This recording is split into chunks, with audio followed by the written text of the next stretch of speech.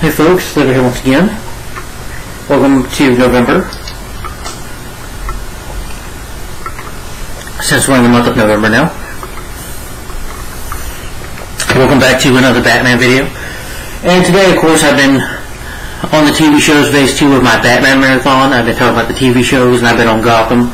I've already talked about the previous 3 seasons, giving my thoughts on them. Now, in this video, I'm giving my thoughts / favorite episodes of Gotham Season 4. Lighting doesn't bug you guys, does it? Okay, hopefully it doesn't. Sorry, but I don't want to close my blinds because it gets really dark in here. And I only got one light right here, so. But I figured, go ahead and do this video today since I finished this last night. But Gotham Season 4. And what I thought of this season, I will be honest, I did like it, but I do have my issues with it. I would say it's my second least favorite season of Gotham. First being Gotham Season 3. This is definitely, I think, slightly better, but still the previous 2 seasons, Season 1 and 2, are still, in my opinion, so far the best seasons of Gotham, in my opinion. I just felt like they rushed a lot of things, and I have some big major problems, flaws and problems I have with this season of Gotham. It's not terrible or anything, but there are problems that nearly can make it, but no, it is enjoyable still. But it is still a good season. It's just not perfect. It still is a season that has many flaws and problems, in my opinion. So, not bad, but not all that great or good either. I would just say a good season for what it is, but not perfect. But anyway, I'll go ahead and give you my favorite episodes since there are 22 episodes. I'll go ahead and talk about the premise for this season of Gotham. So, the premise of Gotham Season 4, what Season 4 of Gotham is about, is that crime in Gotham has been renewed by Penguin, who is now he's complete control of the underworld now of Gotham, the criminal underworld, who has issued a law in the underworld that licenses must be obtained before any criminal activity. However, things turn out for the worse when Jim goes to Carmine Falcone for help. His daughter, Sophia Falcone, arrives in Gotham with the intent of rebuilding her family empire. At the same time, Riddler escapes his icy prison after, being frozen by Mr. Freeze by Penguin, and allies with Lee, who is in the Narrows, who has become leader of the Narrows, serving as their enforcer Solomon Grundy after an amnesic Butch Gleason. During the second half of the season, though, Jerome Velasquez comes back. The Mad Hatter and the Scarecrow break out of Arkham Asylum and hatch a plot to plunge Gotham City into anarchy. Although Jerome is ultimately killed, he manages to drive his twin brother, played by the same actor, Jeremiah Velasquez, insane by exposing him to Crane's chemical gas. Jeremiah forms an alliance with the immoral Ra's al Ghul, and the two of them threaten the city and push Bruce Wayne into fulfilling his destiny as Gotham's Dark Knight. So that's what this season is about. Alright, I'll go ahead and give you my favorite episodes. That's 24 here, so again, it might be a long video, just bear with me. The first one is Pax Penguin. Penguin, I can't say it right.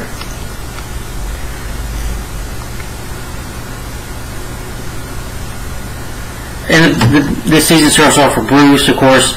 He saves a couple from a pair of thieves, beats them up, and then, he finds his card that says, like a license or whatever. A license of misconduct. And by the way, I was saying this issue, Bruce, with this season, I have many issues with him beating, again, he's 14, 15 years old, and he's beating up. I'm not buying it. This was just, I'll get more into it later, but anyway. He walks away from the scene though, but Ra's al Ghul is keeping an eye on him, watching him. Elsewhere, a group of gunmen, they crash a wedding, and they're going to start stealing it, and Victor's dad shows up and says, hey, excuse me, you don't have a license, you can't commit this crime. So, and they're basically told to leave, and these criminals don't want to go listen to Penguin. They don't want to listen to him at all, so their plan is to somewhat get revenge on Penguin. And, and the bride and the groom, they thank his ass like, you're welcome. But those guys, these other criminals have license, and they start robbing these people and attacking them.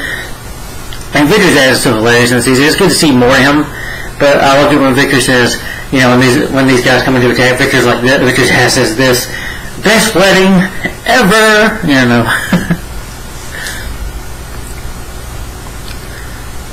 And we see Jim Gordon, of course, who Gordon still works for the GCPD, and Bullock is acting captain. But Gordon, sees a man having a license, or starts robbing these people, and he tells Gordon, I have a license. And Gordon doesn't care, so Gordon just arrests him, And then he gets in trouble for it because Penguin is talking to the mayor that criminals can, have licenses and stuff, and so he kind of, makes an agreement with the mayor.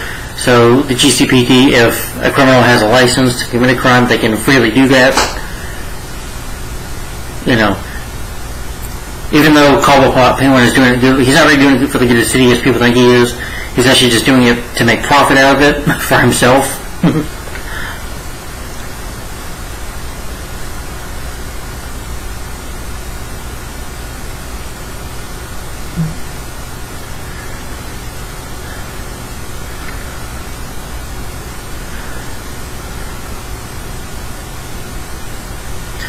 But when Gordon arrests the guy for robbery, they have to let him go, and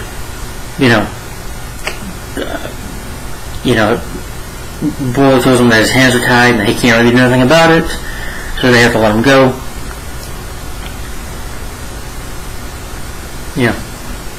Alfred, Bruce intended to go on with his destiny, basically that's what he's meant to do, is fight crime and all that.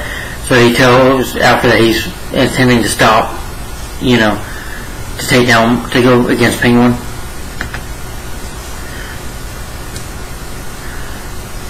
The criminals, Murden and Grady, these guys visit Arkham Asylum. They kidnap, I guess you could say they give money, bribe the warden, and they kidnap Jonathan Crane, who was traumatized after the effects of the fear toxin from his father, because remember, his father, Dr. Crane, Gerald Crane, whatever his father's name was shot and killed by Gordon, but it's self-defense though. And, Jonathan is scared, so they basically force Jonathan to make them their father's fear gas. They give him his father's notes, because they take him out to his little father's place, and they taunt him by, giving him the scarecrow, and that scares him.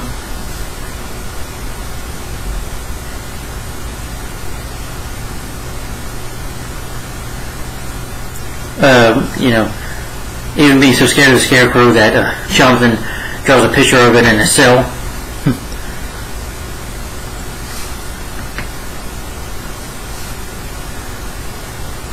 Okay, yeah, it was Joe Crane.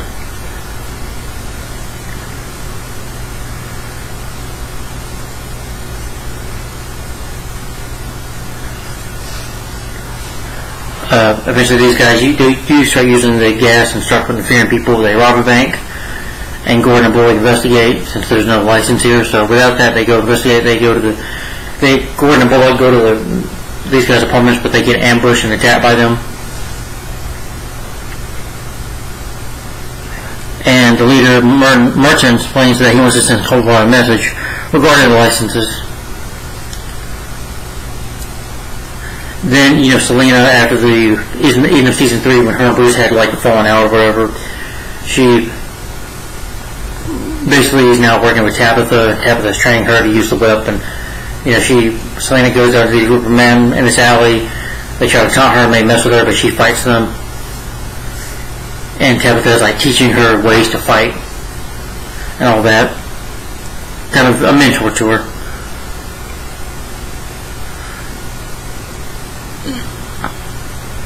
Isaiah shows up at their apartment telling them that they need to get licenses.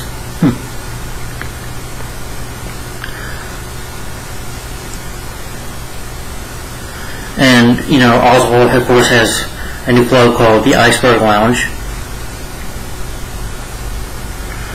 And basically shows Ed Enigma, who is, of course, Ed is frozen. So, basically, even Oswald talks to the frozen Ed, is like, you said I had trouble with my emotions? Well, not anymore. I put that aside.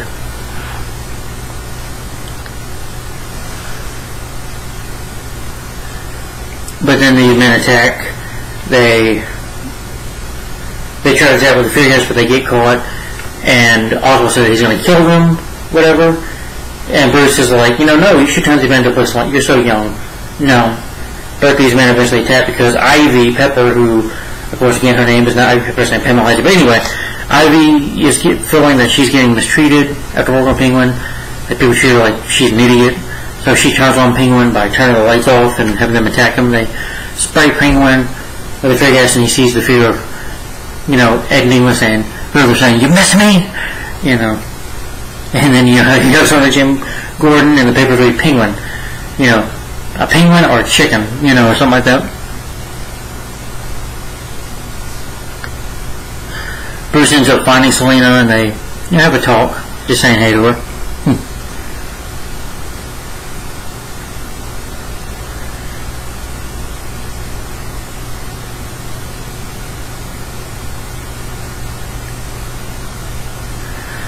One of them managed to escape, though.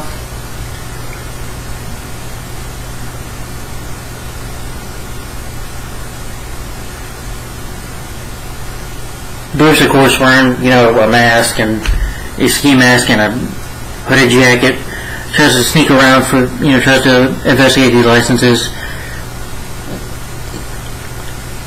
He's like seeing these criminals on the skylight, and Bruce puts his hand on the skylight, and like an idiot, by accident, whoosh, the cousin's glass, the skylight breaks, and he falls through the window, and next thing you know, he takes his mask off, and police are there, freeze under arrest. And of course, you say he probably ends up being locked up at the GCPD, going in their jail cell.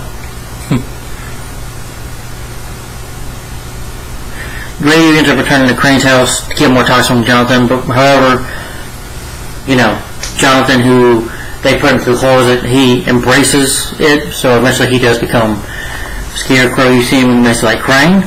He's like, there is no Crane. Turns around, there's only Scarecrow, and then he sprays him. Yeah, and then that's the end of that episode.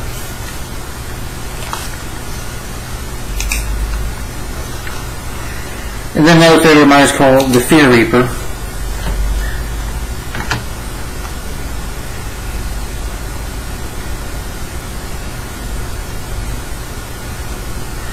Opens up with the GCPD arriving at the Crane house. They discover Grady, who is saying, Scarecrow, Scarecrow. Yeah.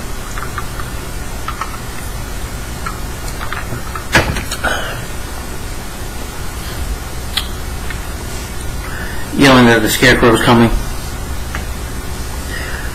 Bruce, stupidly like the last episode, falling through the skylight, manages to get released from the GCPD thanks to Gordon letting him out.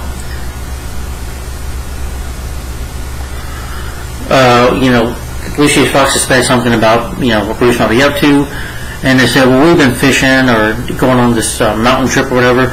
Oh, rock climbing, And he gives Bruce like this equipment, kind of gets him a suit or whatever with a mask later on.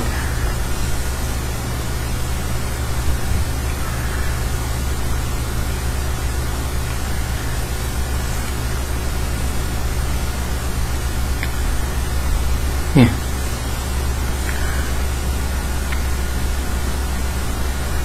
Then you have Warden Reed, who, trying to get rid of the files of Gordon. Of Jonathan Crane. Crane shows up, of course, now being a Scarecrow, blames him for what he did to him. I was just a poor child, but not anymore. And then Scarecrow sprays him with his gas, and he has like a fear of clowns. He's like, fight your fear, fight it. And he has a gun, and I guess he has a fear of clowns, or whatever, and he starts shooting the clowns, which are Arkham Asylum inmates.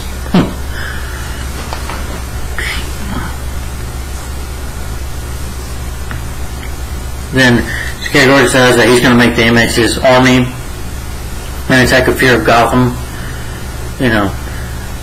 So he sprays them with his fear gas.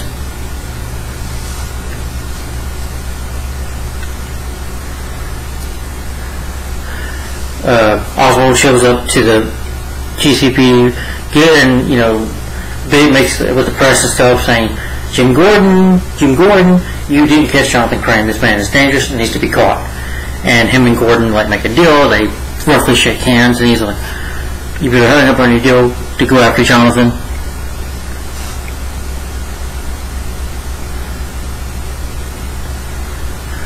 the deal is he catches him within 24 hours, catches crime within 24 hours, or Penguin will do it his way.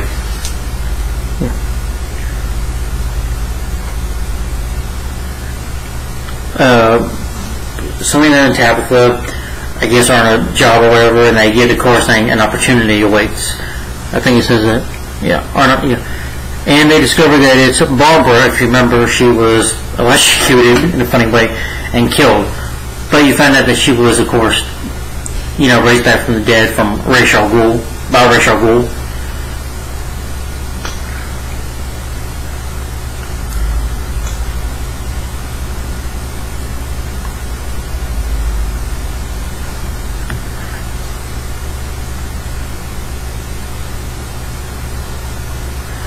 And basically, Barbara, her hair looks different when we're down. She's not crazy the way she was. She does go back to being that, but for now, she's like, I'm sorry for what I did to you. But, here we go. She's like, there's a new opportunity. We can build a new criminal empire. She's got all these guns and weapons and stuff. But Tabitha doesn't want to work with her because she killed Butch. But Selena does insist on working with her because Selena wants to move up in the criminal world. So,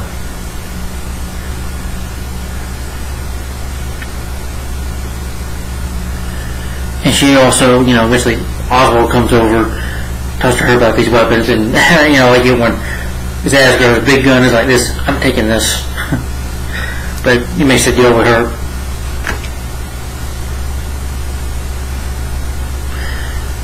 Gordon decides that he's going to go stop Crane.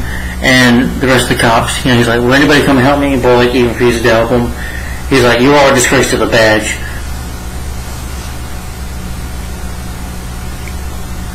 Gordon does go on alone. He gets attacked, by the inmates. He fights them all one by one. Crane is like watching, and the camera's like, oh, you. It says to go get revenge because he blames Gordon for shooting his father. Because he remembers, and so he sprays Gordon. And Jim hallucinates that she's like in a bathtub or whatever with blood and about to commit suicide. And Scarecrow gives him a knife, to cut his wrist, things like this. Gordon joins her, and Gordon overfights his fear.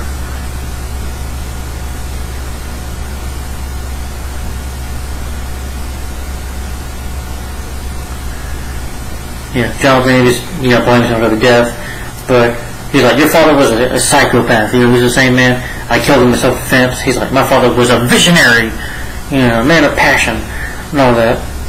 And he takes his mask off, saying, I'm a Scarecrow now, and this is who I am. So I'm meant to be,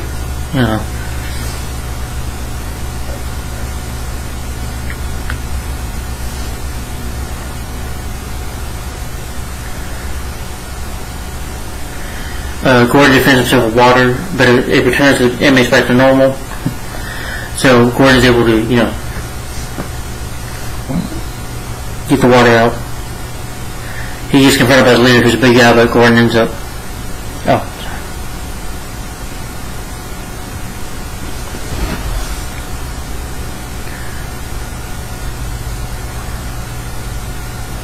Oh yeah, he uses the stone spray road to heal everyone. But Scarecrow ends up escaping. Meanwhile, Bruce, of course, in his mask, begins stalking these criminals, this gang.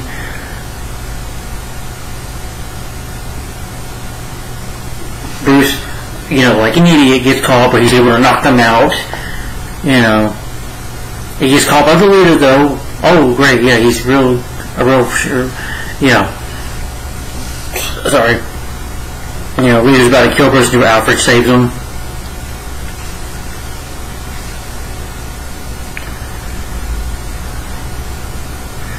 And he develops a suit for Bruce to wear, which again, this is, to me, it's too early for him to be Batman right now. This is just too much early stuff. And again, I don't buy Bruce, 14, 15-year-old Bruce Wayne kicking ass, and he's not ready to be Batman yet. This is just way too soon. It does feel like the writers of the show do force Batman into here too soon.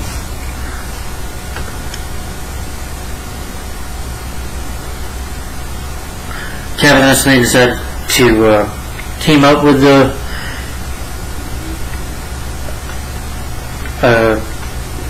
Barbara, but she's gonna cut Barbara's hand off. Instead, she doesn't, somewhat out of revenge.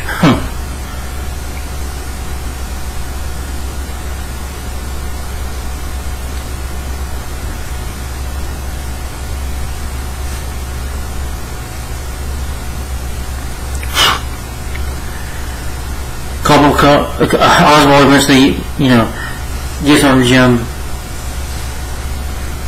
and tells them that, "You feel officers? They work for me. They're my officers."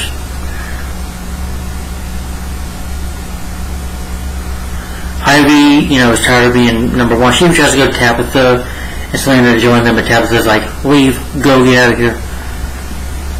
And, so Ivy, who's just tired of being pushed around, being called an idiot, she just says that she wants to involve, or just grow like a plant, kind of.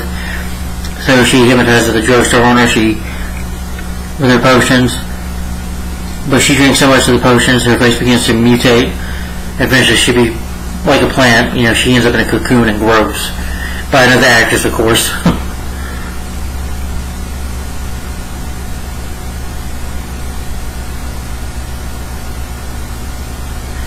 Gordon and Bullock, are having a drink. Gordon says that Penguin's getting too much control of the city. So, says for maybe we can go to Carmine Falcone. So, Gordon prepares to go visit Falcone to ask him for help to take down Penguin. Or to help him take down Penguin. And then Bruce begins practicing in his new suit. So, he's got like this jacket, this mask, kind of like a Batman mask almost. Him standing in the city, being like Batman in the night. And, him and Alfred can communicate or whatever. And the episode ends there. But that was not my favorite part. The whole time what Bruce was doing I didn't care about. Alright, and then another favorite of mine is called The Demon's Head.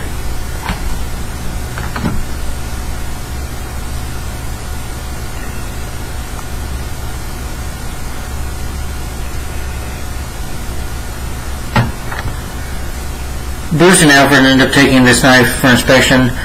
Pretty much it's this knife that has something to do with Ra's al Ghul, his past. And Ra's wants that knife. But when they go to this Niles with work to inspect the knife, to tell them about it.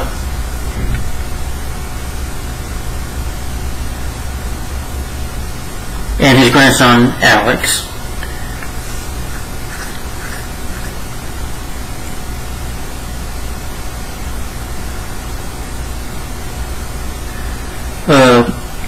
Being eventually gets released by his number one fan, this woman who sneaks into the iceberg lounge. She finds out Penguin's schedule or whatever, and she sneaks in there when Victor and Penguin walk out, and she sprays the ice, burns them out. Meanwhile, he wants to get revenge on Cobblepot, but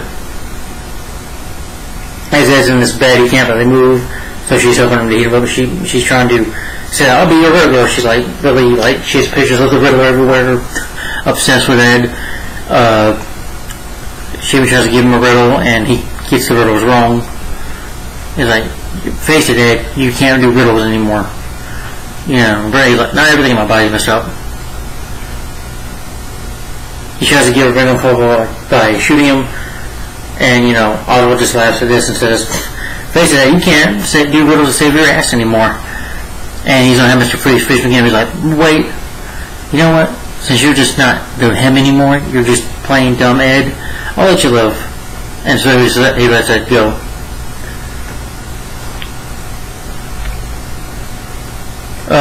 That night, though, Niles discovers a message saying the Demon's Head, according to a legend, a man who had the ability to resurrect and went by the name of Ra's al Ghul. Then Alex goes to hide by Ra's himself, comes here, gets his nephew to hide, his grandson to hide, while Niles talks to Ra's, and Ra's is asking him about where the knife is at.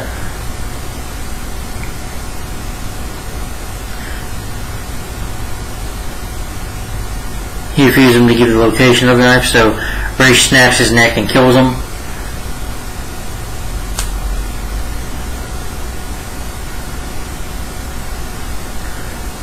Bruce comes in and says that I asked now Mr. Niles to, search, inspect the knife for me. Alex, of course, has the knife figured out. Of course, like, what are you doing here, Bruce? This is a crime scene. I was like, well, so much my fault. I was like, you go home, I'll take care of it. Let me do my job.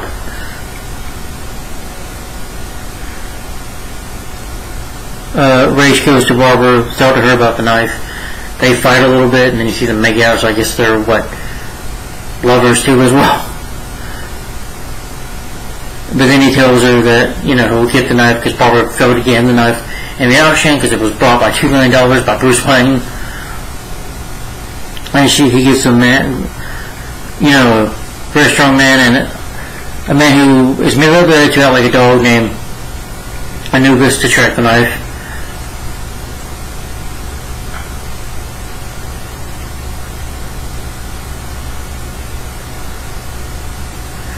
Meanwhile, Sophia comes to town after the last episode and have a meeting with Coldplot. He even tells him, Oswald, you have everything except my father's name. My father did this and that, But her intentions are to take down Oswald, but she's just playing him for now.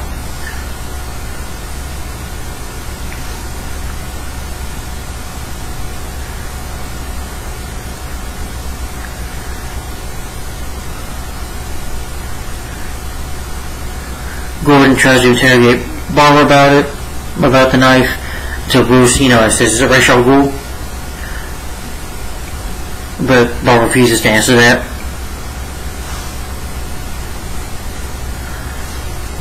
Then they end up finding Alex in the library, because they figure, where would kid go?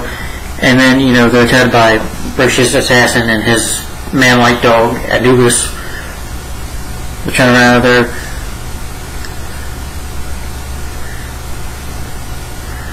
Bruce and Alex, of course, in the flame, go hiding. I do like though that Bruce and Alex somewhat have a bond. They talk to your kids say that you were weird and all that stuff about your parents, and he's like, Bruce laughs about it. He's like, maybe I am weird.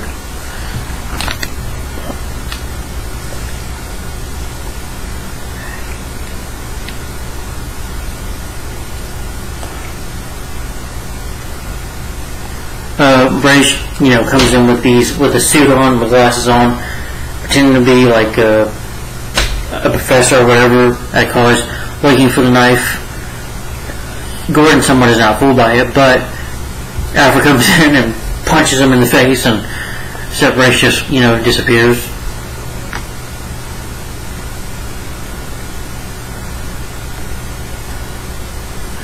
Sophia meets with many of the Falcone's mobsters. Has to talk with them. They say, well, can you rise to power that you're here because you're a Falcone? We're tired of Penguin, running things. And until Coldplot's as themselves show up and they execute them.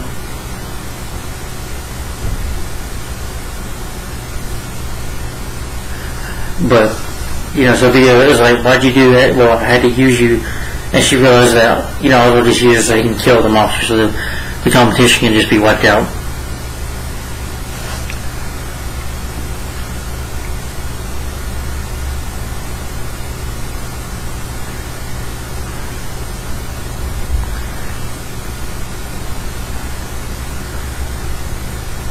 Anubis and the assassin eventually attack again.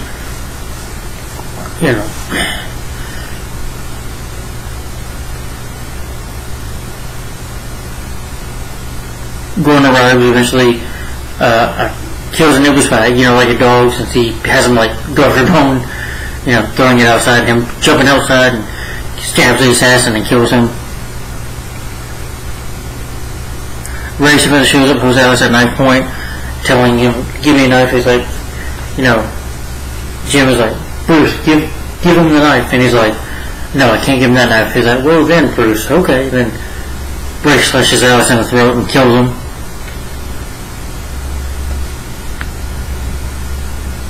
And then he lets himself get arrested. But it was also part of his plan.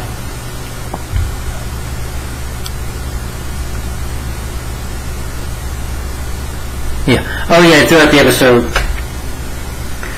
Oswald gets these dumb riddles from Ed, has these guys, these rappers, start singing about it, and that's just really silly and stupid, and it's just really funny and stupid at the same time.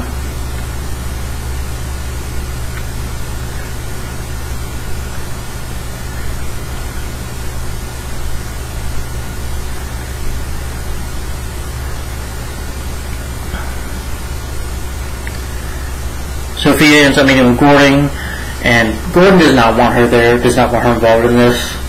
But she says, Jim, you got a gangster? That's what you asked for, that's what you got. Eventually her and Jim share a kiss, and they eventually, you know.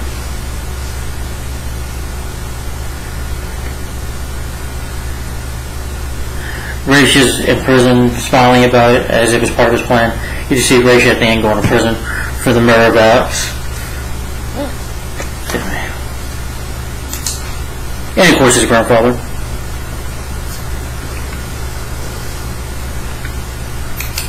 And then another favorite of mine is called The Blade's Path.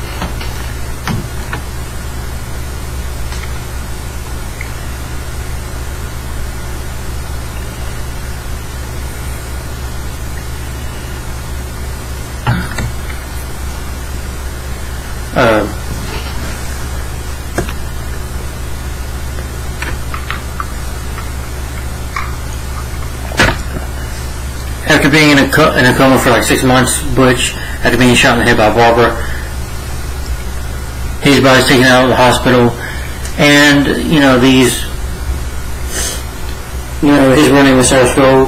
We don't know why he changed his name. It's pretty much unknown why Butch changed his name, because his real name was Sarah Skull. Did they take him to Sour Swamp? Figured, well, he's probably dead anyway. We'll just get rid of him.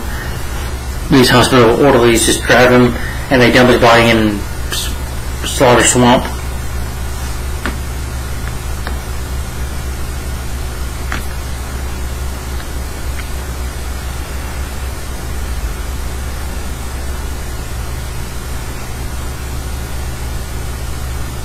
Because they needed room in the hospital, so they decided just to get rid of him. This swamp eventually turns, maybe not in this episode, but it does turn him into Solomon Grundy. Butch, who has amnesia, walks out of the water. His body, his hair gray, his whole body is like really dark gray, kind of. These men come over to, they're singing a Solomon Grundy song or whatever. They try to mess with Grundy. Grundy like pushes them and kills them even. He steals this one guy's jacket. He is the Solomon Grundy, Solomon Grundy, born on a Monday, And then, he's like, Solomon Grundy, born on a Monday, risen on Tuesday. And then you see him walking to Gotham City. Now it's Solomon Grundy. Bruce wants to, is at the funeral of Alex, feeling guilty about it. Alfred, Alfred and Gordon argue as Gordon's telling Alfred that he should have been there more, he should have done this or that. So tell me I don't raise him right or whatever. But Bruce says that he wants to get revenge.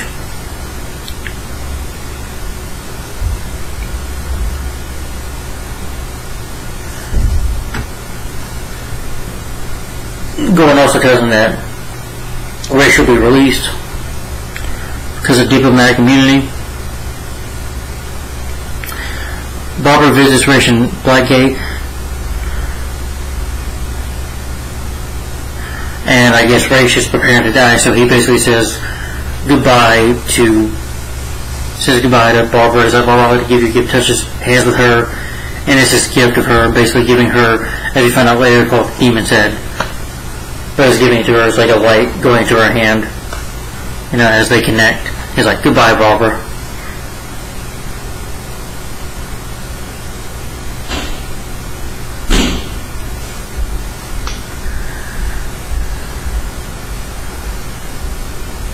Okay, about Butch, he's like a zombie almost. Grundy is.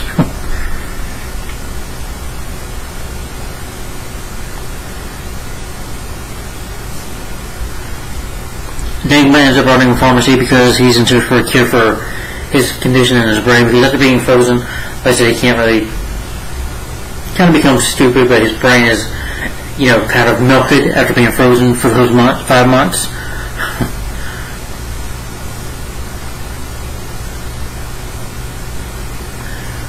The pharmacy, guy like stabs him with a pen. He's like, "Ow!" He's like, "It's a dummy gun. It's a dummy gun, you idiot!" And he tries to take these pills. And then Lily runs in the grunt. He's like, "Butch!" He's like, "Funny man, no Grundy?" "Yes, I know Grundy." He's like, "You don't know who you are, do you?" "Well, that's like 2 of us, pal. I don't know who I am."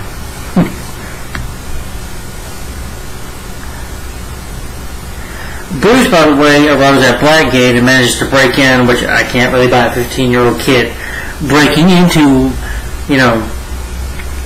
a damn prison, but eventually it was all planned by Raish, who, all the guards, by the way, are like Raish's men, as we find out. And he wants to get revenge, so he's ready to stab him with a knife. And Raish is like, "You stupid little boy, you could have killed me." He tries to attack Raish, but, he's no match for Raish. Raish just, does this move on him, like pushes Bruce really hard, knocks him down like a rag doll. And his men, of course, League of Shadows, posing as guards, put him in a prison underneath, knocked out. Gordon and Alfred end up looking for Bruce. They investigate. I like when the guards tell them that, the weapons, Fentor's, and then you find out Alfred got all these weapons all over him, stuff. And then Gordon's like, Jim's like, "Alfred, you finished?" "Yeah, mate." That was funny, I thought. But eventually, Gordon and Alfred suspect that they're not the real ones. They're not the road guards. They're tell them, "Well, the road guards are," and they have a fight with them.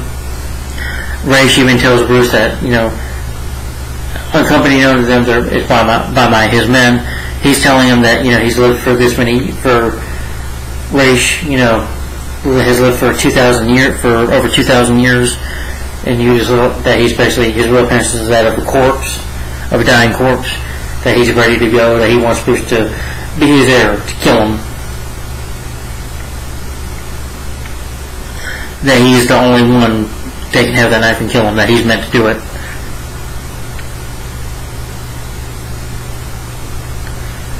And, he's like, "Okay, Bruce, I understand." Then Raish begins telling, then Bruce, he's like, "Alright, Bruce, but let me tell you this, as long as I'm around, I'll come after you, your family, your loved ones, I'll kill your family." Because he tells Bruce, you'll probably have a wife someday and all that. And he, makes threats to Bruce's life and, well, the ones he loves.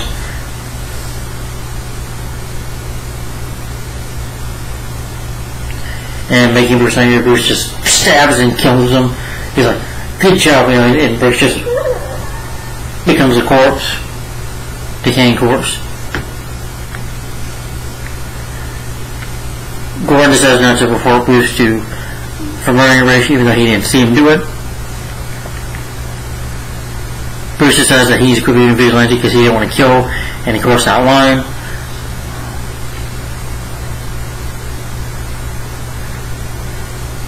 Newman ends up taking Grundy to a fight club by Sherry in the Narrows. He sends Butch to the medic for inspection, and then, of course, is Lee Tompkins, who is secretly working there as the new doctor. Yeah. And the episode ends there. Then another film of mine is called A Day in the Narrows.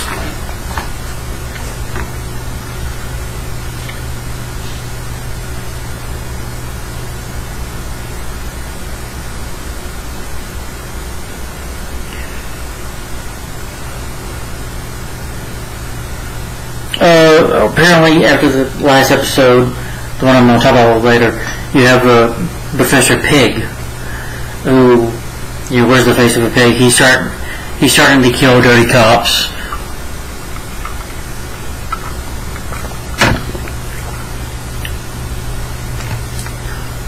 The GCPD ends up receiving gift boxes containing of pig heads, which are, human heads, but Pig, after killing cops, puts pigs on their heads or whatever.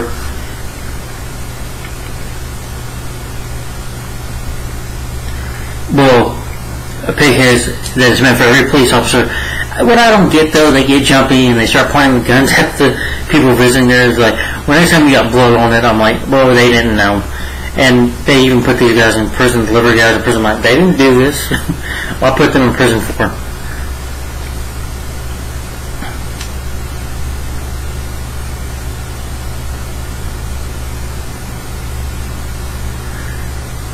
Bruce, feeling guilty about it. Bruce somewhat becomes a jerk. I mean, him and Alfred talk about it, and this guy, this one of the waiters bumped into him. He's like, dude, hey, watch out where you're going. He's like, I'm sorry, you bumped into me. Don't do that again. I'm sorry. And then Bruce is just a dick to him. Bruce meets this girl named Grace or whatever. They decide to talk and go hang out.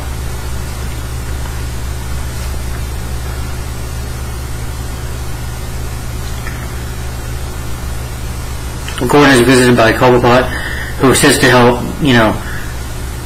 even Bullock's okay with it, says, yeah, because, of course, he's the captain now. And they meet Headhunter, who is, of course, like, a friend of Victor, because Victor's away or whatever, so he's like, hey, Jim, look forward to working with you.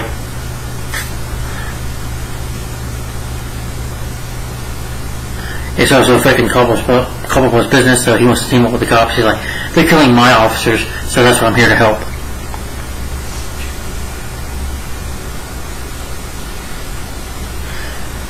And they're going to the Narrows, so they need the extra help.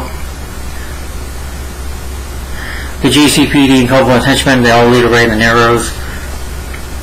And, half the time Gordon has to stop some of the henchmen from attacking the innocent people. He's like, stop attacking them, Gordon goes to these people who have seen the pig, seen what he's up to, but they refuse to talk, so Headhunter comes in, grabs the man in the wheelchair, threatens to kill him, and they even point guns at each other because of the situation.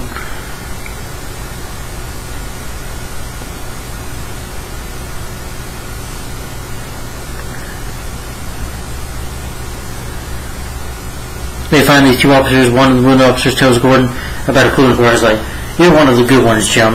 You actually found out this pig in disguise.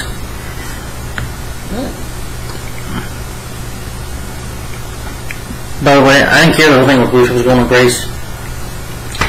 The girl who was cool, Grace takes him to this party. You have Tommy Elliott, who was there, who made fun of Bruce's parents in season 1, and Bruce punched him in the face, but Tommy says he's forgotten about that.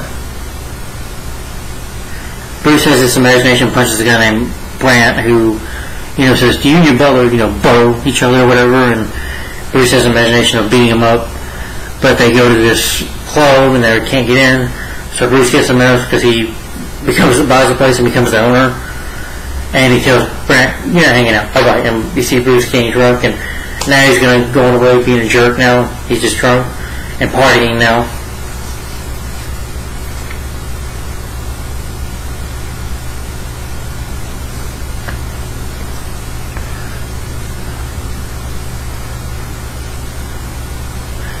Barbara announces to Tabitha and Selena that they're closing shop. But Selena says that we can do something else. We can rob a biker's club.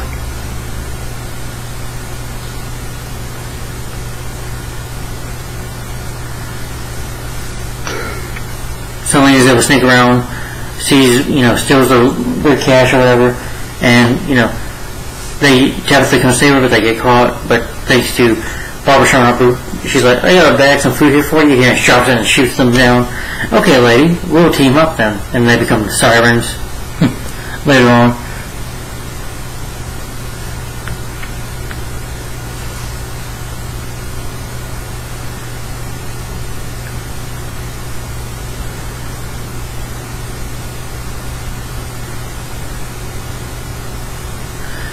Gordon, finds out that Pig was actually that cop, that it's a trap, and he's trying to tell Harvey, don't do this, you're make a big mistake, And Payne was like, he's in there, He's in there, not listening to him.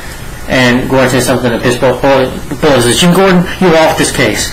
And then, Arthur Penguin said, finally, a good idea, Harvey. So they started jumping and going. But it ends up being a trap as Bullock accidentally shoots a cop who has the face of the pig, and they're thinking that's the first pig. So Harvey shoots, but actually Bullock shoots the cop. And it is a trap because he left a machine gun there, and Headhunter gets his eye shot. And Penguin tells his men, get in there! Get in there! And they're like, no, we ain't getting in there. And then Gordon goes in himself with the gun, takes one of the guys, and he shoots and blows the machine gun up. And Bullock somewhat feels guilty over this because he was in charge, now he put his own men and shot one of his own cops. And he's feeling really remorseful about it.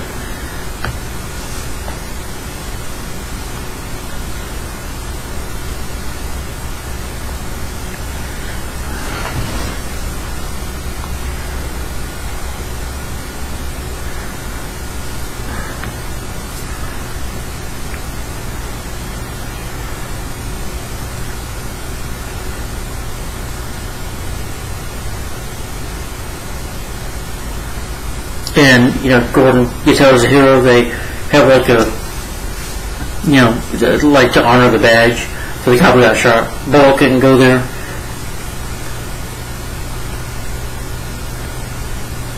Because he just couldn't face what he did. And the pig eventually calls Gordon, tells him he's got more plans in mind for Gotham. But meanwhile, Cobblepot, him and Headhunter head back to the nightclub, and I guess since he messed up, Cobblepot, who Louis Kane has a knife in there, stabs him in the stomach. He's like, and then the authority's like, that's my signature.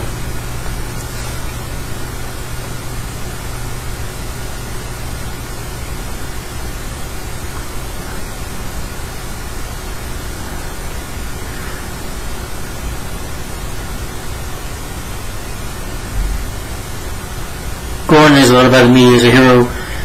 GCPD, they stopped accepting the licenses. They're not going to work for their future work for Penguin anymore. And now that he is just, Bullock is just a cop that shot another cop. And he's going guilt over it.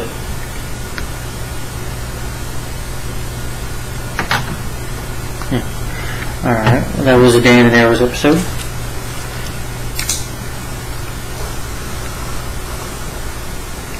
Alright, and another one favorite of mine is called Stop Hitting Yourself.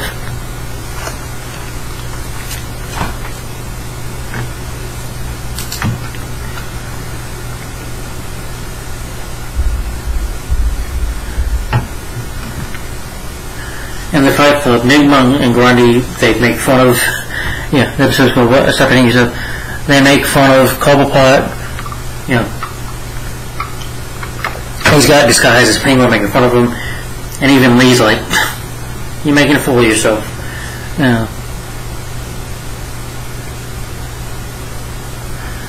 Grundy, he can fight these men. Grundy is like the top fighter there. He breaks their arm off and hits them with it or attacks them with a weapon. At first, though, Grundy's like, Grundy, fight? Yes, Grundy, fight now. Grundy, somewhat, when he gets hit so hard, he has visions of Tabitha, and having flashbacks of memories of Tabitha.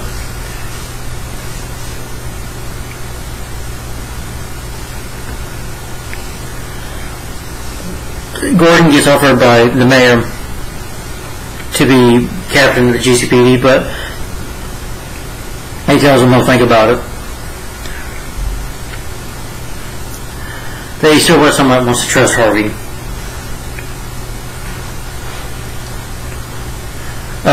Mr. Penn, who, is like Cobblepot's like assistant or something like that, helps him with his plans and business and all that stuff. He's talking to Barbara about territory and this other guy in the Narrows, their territory, that they want to argue about it, and Gordon is informed by Mr. Penn, and, I like it when Penguin was like, when Mr. Penn, thinks in his ear, tells him about it, I was like, what? What's wrong, Penguin? It's like, just from that guess, and Mr. Penn's like, oh, dear Mr. Cobblepot here, who has done everything for Mr. Nigma. Mr. Nigma is making fun of him. They're like, what? And I was like, he's making fun of me. in the Narrows, and the clown show in the Narrows. And then Selena's like laughing, and Tabitha, stop laughing. Cobblepot's like, and then they're laughing about it. Cobblepot's laughing about it. The guy's laughing about it. It's like the Riddler's making fun of him, going to stop the Penguin, and Penguin gets mad about this, grabs his knife, and then stabs the guy in the throat, kills him like this. That is not his name. His name is Ed. Plain, dumb Ed. And you don't get to say that because you don't know him. And then he tells Barbara, Selena, and them, Tabitha, gives them the job to bring Ed to him so he can take care of him.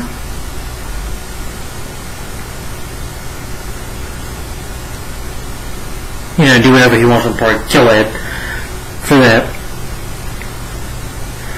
But in case he sends Firefly, just in case they fail, he's going to send Bridget, aka Firefly, to go after them. Just in case they fail. They arrive at the Night Club where they get shot. They discover that Grundy, of course, is Butch. Tabitha wants to go confront Barbara sees Lee. She has to go to say, hey, Lee like punches her. He's like, that felt good. Oh, I thought you weren't with Jim anymore. I was like, Jim who? And then he's like, alright, your tool is fun over. Now I gotta go do a job. Tabitha hugs Butch, but Butch just, it's just grunting.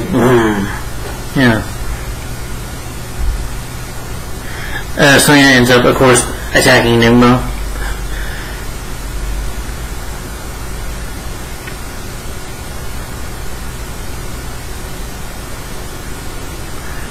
And before they try to take Nemo, Grundy can nearly attack, but they decide to have a fight. Grundy versus Tabby.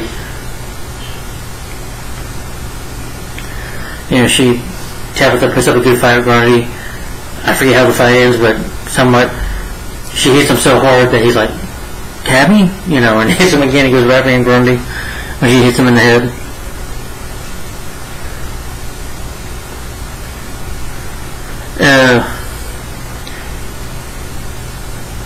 Cobblepot is at this orphanage, which is owned by Sophia. I forgot to mention Sophia. Oswald's been suspicious of her, thinking he's going to poison her, or she's definitely back in trouble. But she ended up having this orphanage, so now he trusts to be friends with her or whatever. Even tells him about the raid that he sent with the cops. And then she's like, well, Penguin, Oswald, my father would never team up with cops, don't ever do that. And, and he tells this girl, can we do this? And he's like, don't ask for my opinion if you don't want to hear it. But that was a previous episode. But anyway, Cobblepot ends up meeting this little boy, a kid who's mute, can't talk, named Martine. He's bullied by these kids in school, and Oswald teaches him how to destroy his enemies, causing Cobblepot to realize Sophia may be using him in the same way as he used her Martine to. He teaches Martine, he's going to set fire to one of the kids' bags, but instead Oswald teaches him to play off each other, though, that he helps this girl, cheat on the test, helps her get a good grade, and he becomes friends with her now, and, he, pulls his shorts, pretends like he's been picked on. Martine, who did that to you? Points to the kid, and he gets these kids to fight. And he says, like, me and you, Oswald, were friends, because he has a notepad. And Oswald's like, no, trust me, friends are overrated. Friends are not good. I had a friend once, a good friend I ever had, and he betrayed me. Friendship is not that.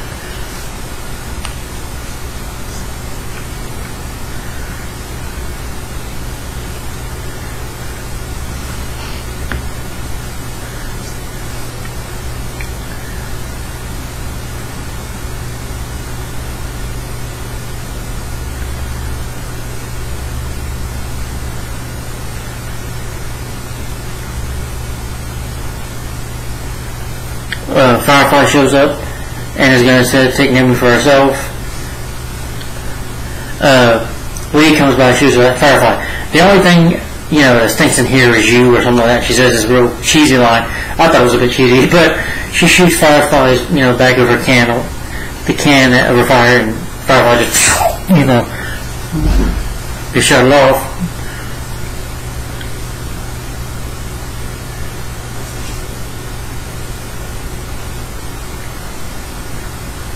Cherry says that, he found out that Cherry was lying to them and there, that she doesn't really care about them, that she was doing all these certain things. And she says, but I'm not the problem, they're the problem. Barbara and them is like, because they work for Penguin.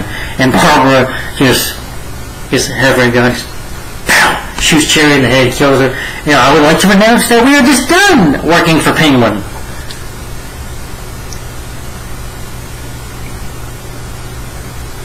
Gordon attends a police ceremony and all of the fallen officers in the courthouse. Broly fails to show up, so Gordon decides to sign the offer, and he says, Hardboiled, you're relieved of duty. I am now, replacing you as captain. He's like, hey, well, you finally got what you wanted.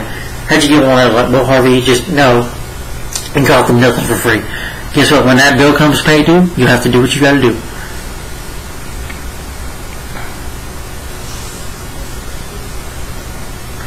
After killing Grundy, though, everybody in the Falcon knows says that she's the new queen, the new leader, so they clap for her.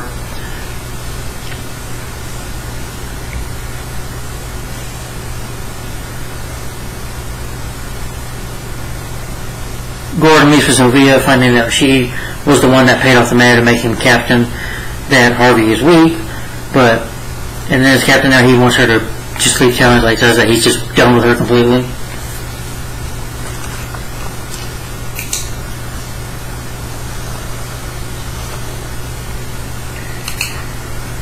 And then Let Them Eat Pie is the next episode.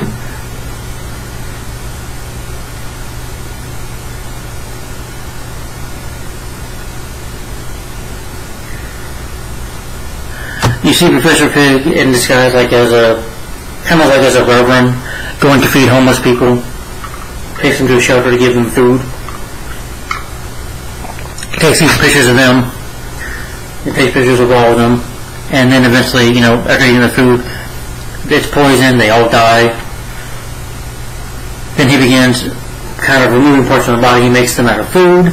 Yes, it's sick, he's into cannibalism.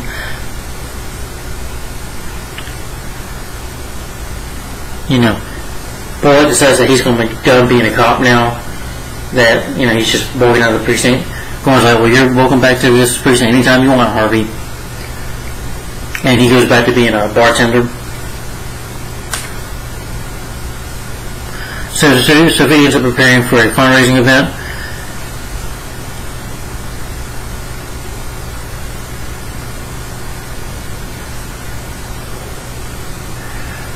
Oswald is not happy that Jim Gordon is in charge of being captain now. Confronts Sophia about it. She's like, well, I don't know what happened, Oswald, and he suspects that she might have to do something with it, but trying to find out who.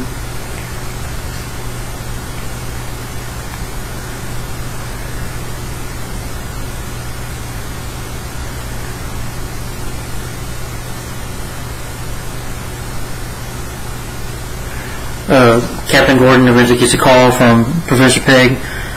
He's pitched a tent with two corpses, these two police officers, their corpses being eaten by pigs, which is disgusting.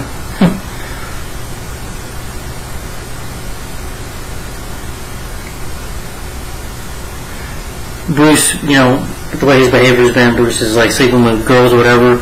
Everybody has to get Bart to get him up. And it's just like, we're going to go hang out, Master Bruce. We're going to go to the top of the hill and hang out and put these rocks, which, him and his father told us when we go do, put rocks out in the woods. Just a traditional Wayne thing, I guess you could say.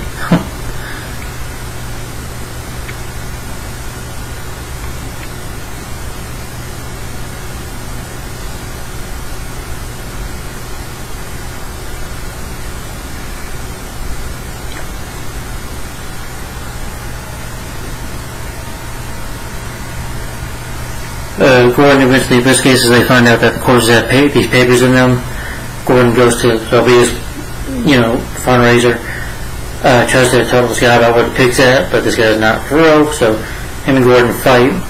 Gordon gets knocked out by Pig himself. And then he shows up as a chef.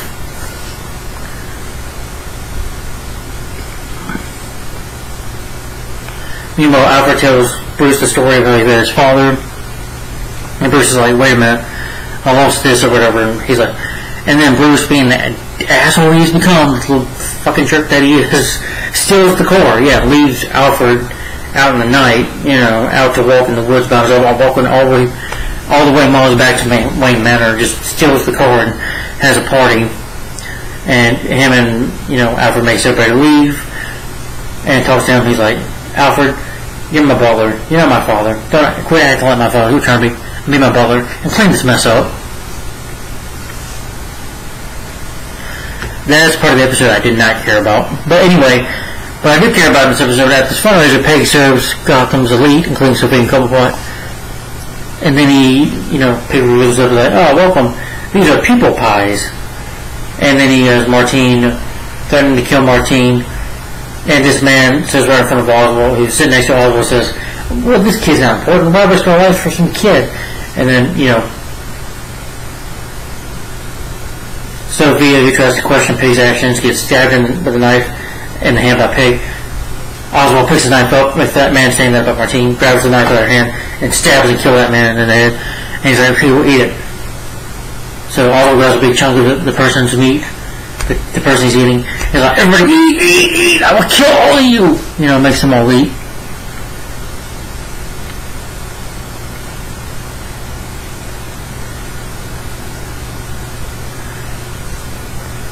Gordon arrives just in time, and Oswald jumps up to him and is like, no, he's gonna hurt the kid. And he's like, Oswald, get out of my way. And him and Peg have a fight with knives as he tries to push a knife at Gordon from him and Peg fight around a little bit with the knife, but Gordon's able to he almost kills Gordon, but Gordon stabs him and takes him down, and Peg ends up being sent, and he gets sent to Arkham.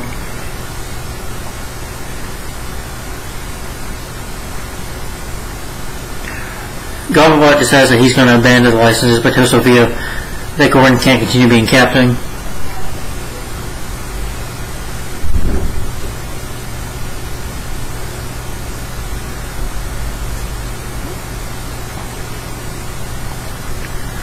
That night, Gordon visits Sophia. She kisses him.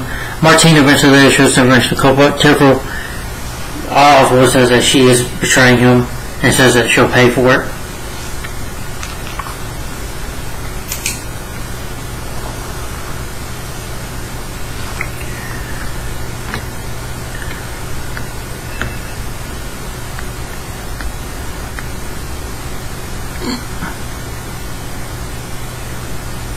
I did another favorite of mine called Things That Go Boom.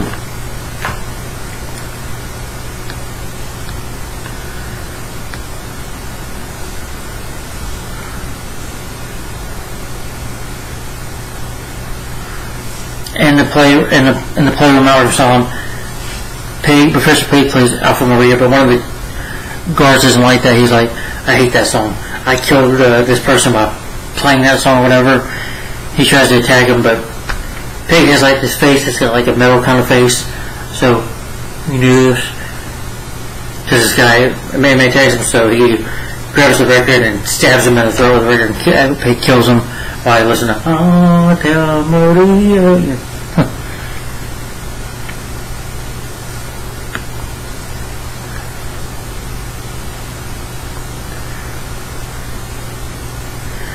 Due to his facial, X-ray, Pig can't be, because of his metal plate is, because of his facial surgery, he can't be identified.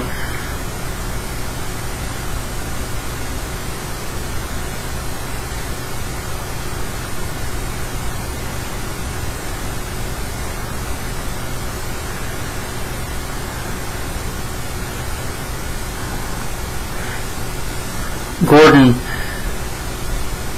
sorry.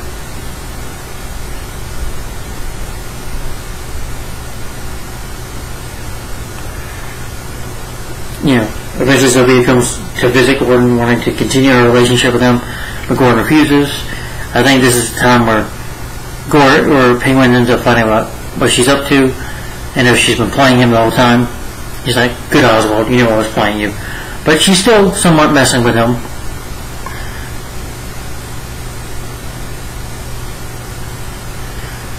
Lee, who's now the new Queen of the Narrows ends up finding out she's a problem from a man named Samson, who's a gangster that has his territory that's messing with hers, basically.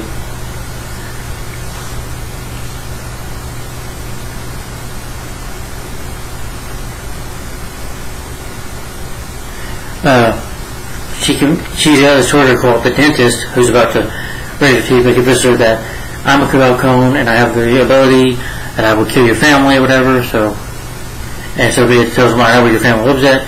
So the dentist is like, okay, lets her go, but she gets kidnapped by Tabitha and Selena and Barbara, who of course want somewhat revenge for Cobalt, betraying them to go find Nigma.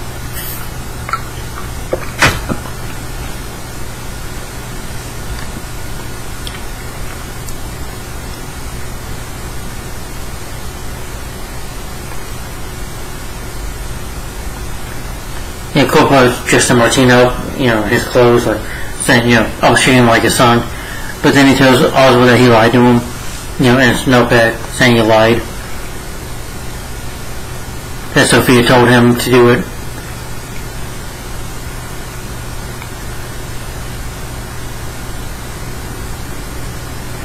Lady Nimmo eventually confronts Samson, who tells him he's planning on taking down the Fight Club. He's like, this is my territory, you can't come to Mandos. Samson's a really big fat man, and he's getting sick, and she's like, well, you know what, I'll sweeten the deal. If you leave, I'll let you narrow side or whatever. And it's like, since I'm a doctor, I'll sweeten the deal, I can heal you up, your lung disease. There's this disease going around that might kill you soon.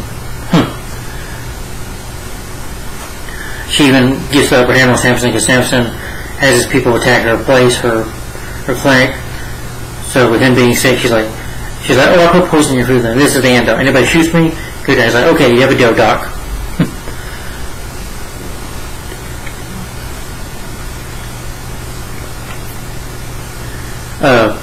Gordon visits Pig, tells him that he'll be forgotten.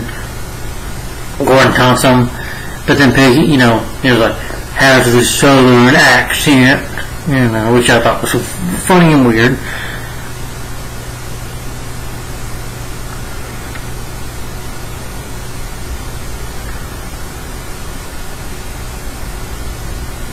Cobblepot gets contacted by Barbara to make a deal about Sophia.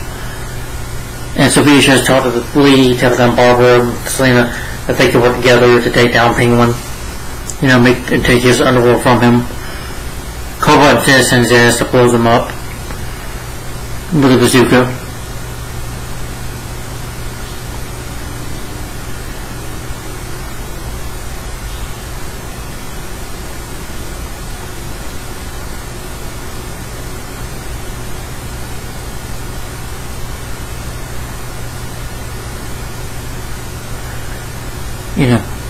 Gordon, wants to make a deal with Copeland, saying that Sophia's become a problem, that, he'll put her on a string, get away from that thing. He's like, okay, thank you, Jim. No but necessary that you continue running your empire. I'll take care of Sophia.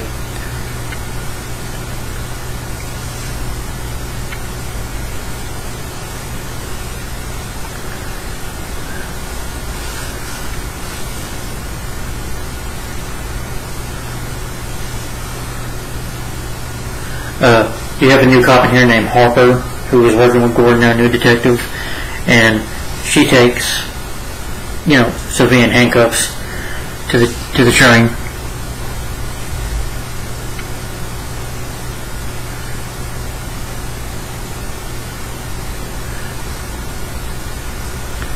But fortunately, she has a backup plan. She has Martine kidnapped. But Sophia, Barbara, Tabitha, and Selena, Sophia, with Sophia, take Martin to meet Copa under a bridge. They want to surrender, saying that she'll kill the boy, So Oswald says, Martine, you'll be okay. And Martine, Oswald blows up the court. You think he killed Martine, but he really didn't. But anyway, Oswald's like, you want a war, you got one.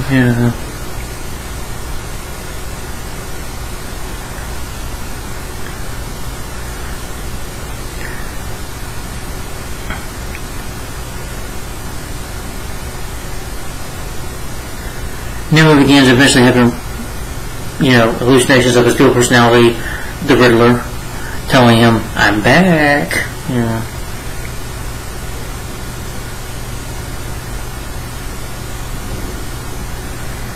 Page's real identity is Laszlo Valentine, a serial killer from the South.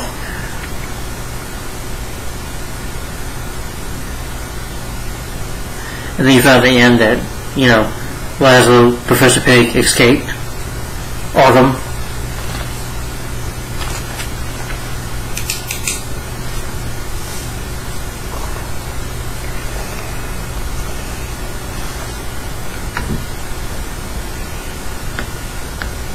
Yeah, but when the Riddler does come to visit him at the end, he's like, gives him a love. You, my boy, are loved with 3 pumpkins.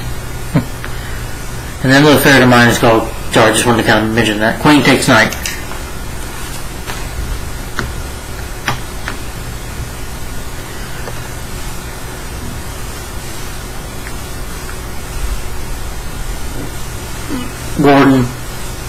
Gordon and the GCP find a doctor. Billy survived. Professor Pig likes to do some work on him, changes his face more.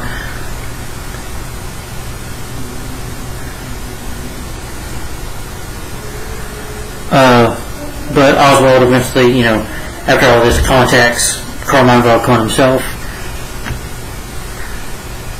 And he's furious for her actions as well. What you've done is disgraced our family.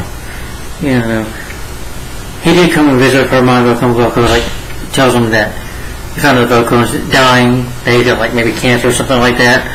But he's like, I'm taking you back home. Because I wanted to make a deal with Penguin not to kill you. So I'm going to save your life. Jim comes over, but, he still doesn't forgive Jim for killing his son, Mario.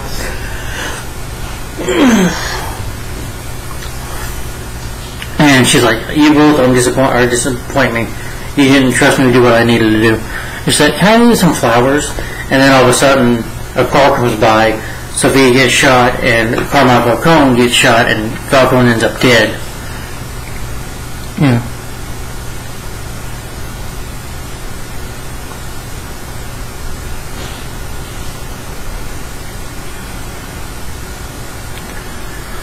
At first, people suspect Penguin about it, but he didn't do it, of course. Later, though, Gordon, Sophia, Cobalt, even Bullock come to survive. I mean, not survive. Come to a funeral for Falcone, awakening for him. Bullock says, because of your actions, he wouldn't be in that hospital. Falcone wouldn't be in that box. And she's in a hospital, in a wheelchair. Victor is very upset about this, because he knew because since Falcone, run the crime underworld for 30 years, is what I said. I like it that when Zaz comes up to the grave, to his funeral, and that, Zaz has his gun or whatever, takes it out, takes a bullet out of it, puts it, in his hand, or something like that. I don't know what that was for, but that was pretty interesting, seeing the look on Zaz's face as maybe he had a good friendship with him for many over the years, and maybe that bullet was saying, maybe he took a bullet or something, or for Falcone one time, maybe took a bullet for him, and maybe he's returning the favor. It was the bullet I took for you, here's one for you, my friend. That could mean it, but Zaz just walks out of the funeral service, and Oswald was like, Victor! Then, Oswald pays his respects, says, goodbye, Falcone, Carmine Falcone, you're like a mentor to me. Then he says to Sophia, I truly admire your father. That's all, because Oswald was I truly admire your father. And then he's like, once he's in the crowd, you're going to be far from, As Oswald tells her, then Oswald goes and they go maybe do something. Oswald's man, no, not here.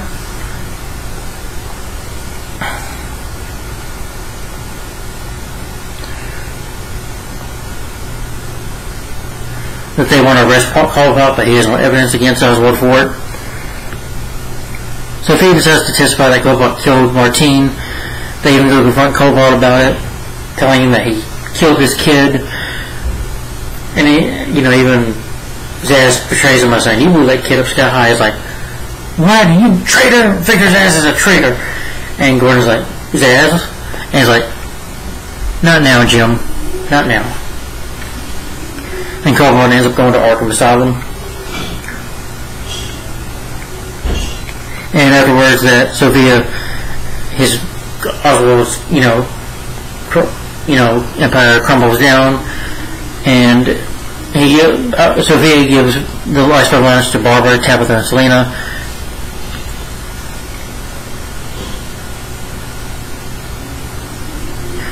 Bruce gets in trouble with the law for a noise complaint. And he's like, alright, well, I'm going after more party. He's like, no, you're not, Mr. Bruce. He's like, what are you going to do, Alfred? Stop me. He's like, if I must. And this is what makes Bruce a jerk. Yeah.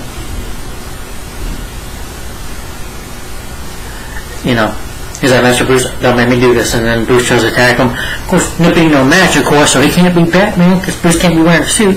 But Bruce has been such an asshole in this season. And half of this season. But yeah, I don't blame Alfred for what he does. Alfred, says, Mr. Bruce, stop it. And he pushes him away every time. He's like, ow. He's like, he picks up Master Bruce, helps him up. He's like, ow. And then he headbutts Alfred, and Alfred just punches him out.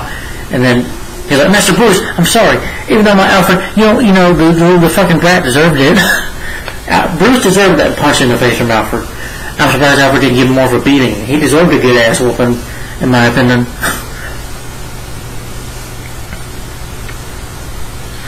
He does leave an angry fit, but later he fires Alfred, tells him to go away, and tells him if you don't leave, I'll go to the cops and tell them that you did this. He shows him the bruise on his face.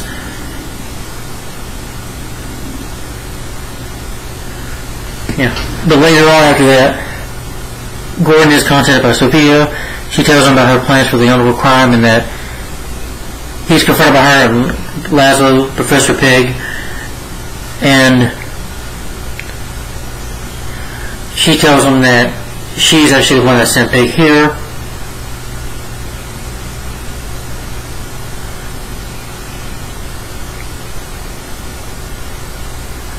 Yeah, that her plan was to rule the Empire, kind of, but she had to play these tricks by tricking him and everyone guys over here. Yeah, he just put the gun at Gordon. He found out that she, of course, it wasn't Penguin that did it, but Sophia had her own father murdered because he didn't understand, and that she's truly a psychotic woman.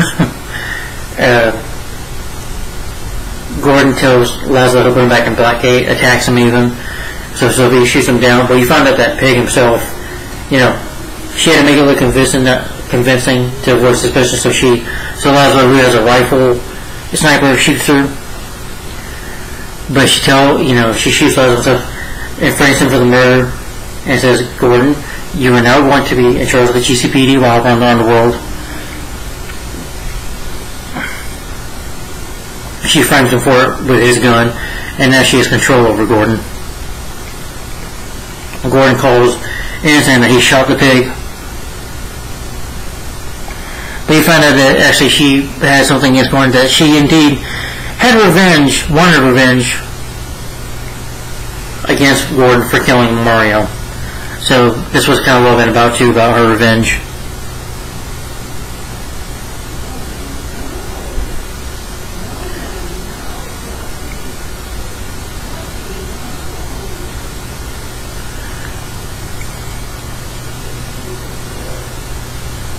It pleases Sophia, but she lets them know, I'll be keeping an eye on you at all times.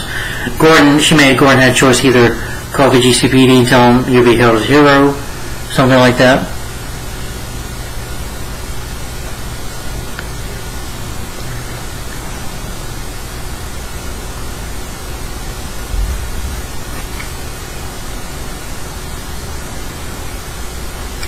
Everyone remembers being haunted in the episode by his persona with the Riddler. He says that he doesn't want the Riddler to come out, his persona to come out to kill Lee, so in order to protect her, he tries to kill himself, but he finds another way. We don't have to kill us, we can make it work. Solomon Grundy ends up getting kidnapped by Tabitha, and she's like, tries to even kiss Grundy, but he doesn't remember, so she beats him to a pulp nearly in the head. But Grundy soon wakes up, and he's back to Bruce, because Bruce looks in the water puddle, sees his face, he's like, what happened to me?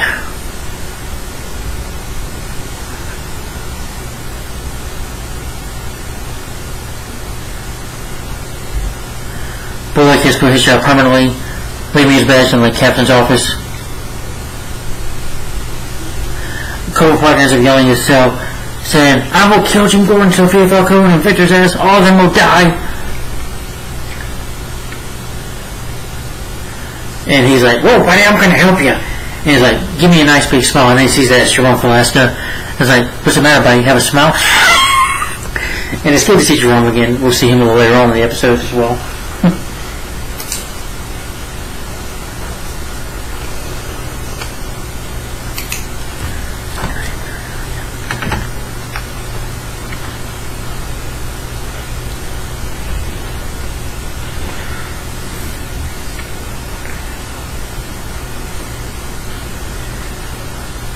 Pieces of Broken Mirrors in my next favorite episode.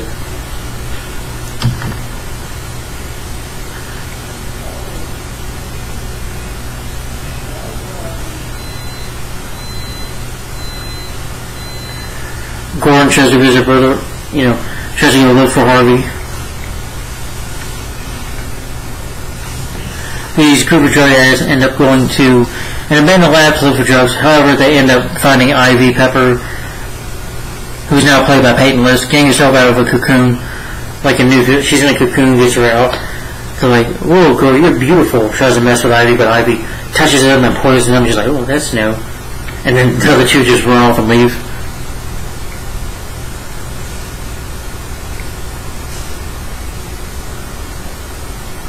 Alfred has been living in the neighborhood, getting kicked off. He fights with these thugs who try to rob him. He's just hanging out in a bar, talking to this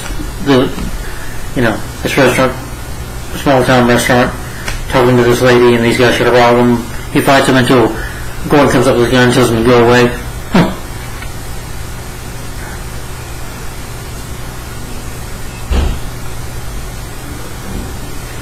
Lee meets with the neighborhood assistants to discuss their business. When a man overstreets a toy plane, attacks them, blows them up halfway through, but Lee and Enigma get out of there. And so does Grundy. Grundy, who, slaps the plane.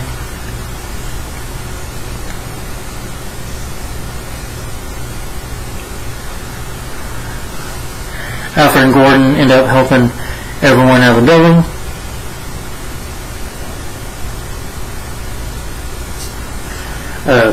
They're telling them what they need to do. Lee and Enigma. Grundy's just sitting there, and then, Butch is like, Grundy, Nate was like, "Grundy, you okay?" He's like, I'm Butch Gleason, basically going back to himself being Butch.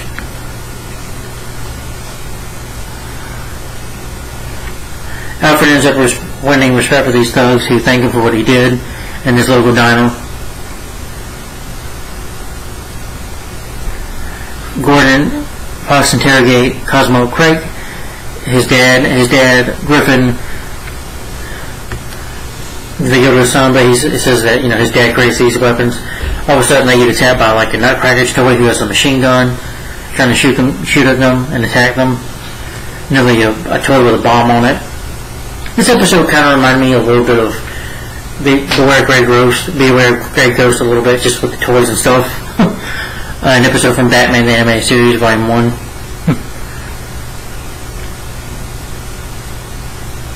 Ivy ends up sneaking into this house with these rich people, sneaks in the house, steals their clothes, eats their food, watches TV. She sees a commercial for sirens. She recognizes Selena and Tabby and Barbara and all of them, which they do look sexy in this commercial, I'll admit.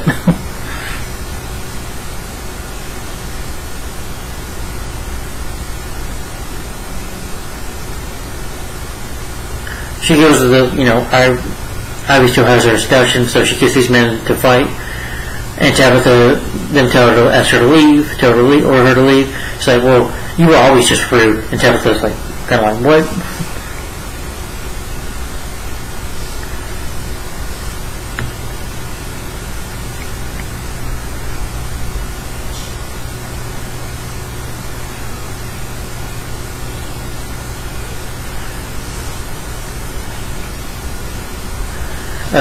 Eventually Selena does say Ivy. Well, Selena, they decide that they're going to maybe rob banks together and team up. that she has this perfume that can seduce people and sedate them to get what they want. But Ivy has, of course, as you find out later, a different agenda.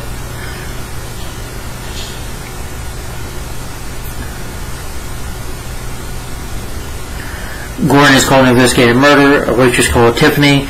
Alfred gets blamed for the murder because at this rainbow he's talking to this lady, and he realizes that she's somewhat being abused by her boyfriend. Alfred even punches him. Tells Alfred to calm down. Oh shit, I'm about to change phones. I'll be right back.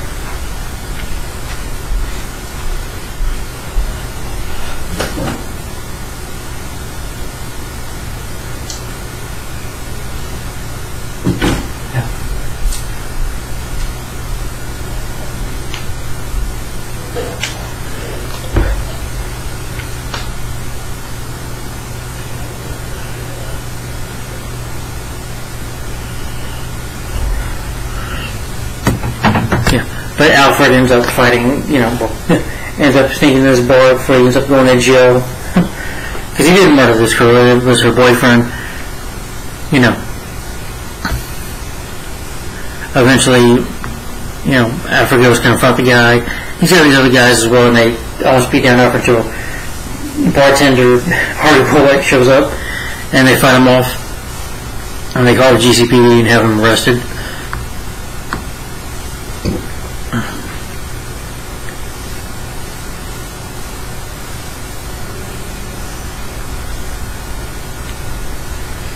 Gordon does investigate more and find out Lee is the target, of course.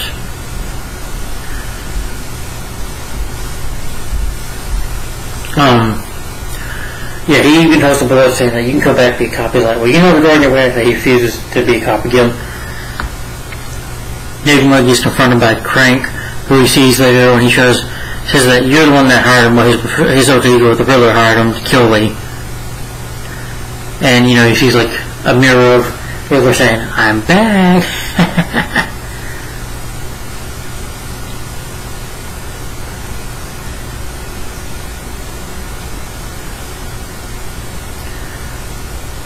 But Gordon, eventually shoots Crank down. And he says, what are you doing here? Why did you confront him? He's like, what jam I got him? He's like, good job, Ed. Good job. And Eli C. shows a confront Bullock, but Bullock refuses to be a cop again. So the episode ends there.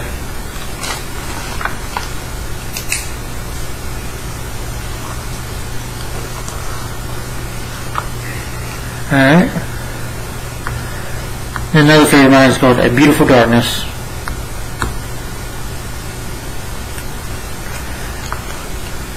Ivy begins to think that Ivy begins to investigate Project M, which is being considered by Wayne Enterprises that she believes is murdering plants. So Ivy wants to stop that. And it angers her.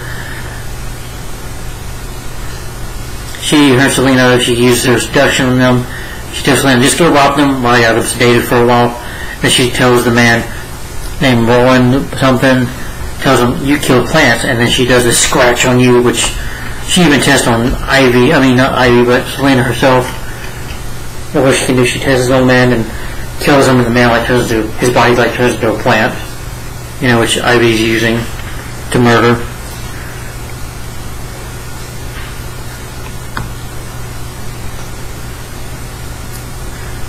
She hypnotizes Bruce with a kiss and asks him about Project M. She says, for what you do, she scratches Bruce, and Bruce has these flashes of this hallucination.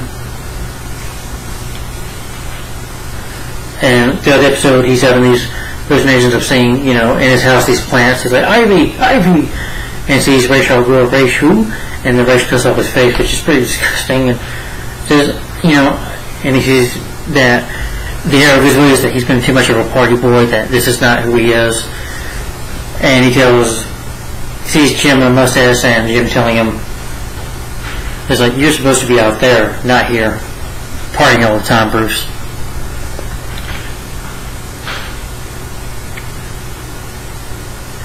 Bruce ends up seeing this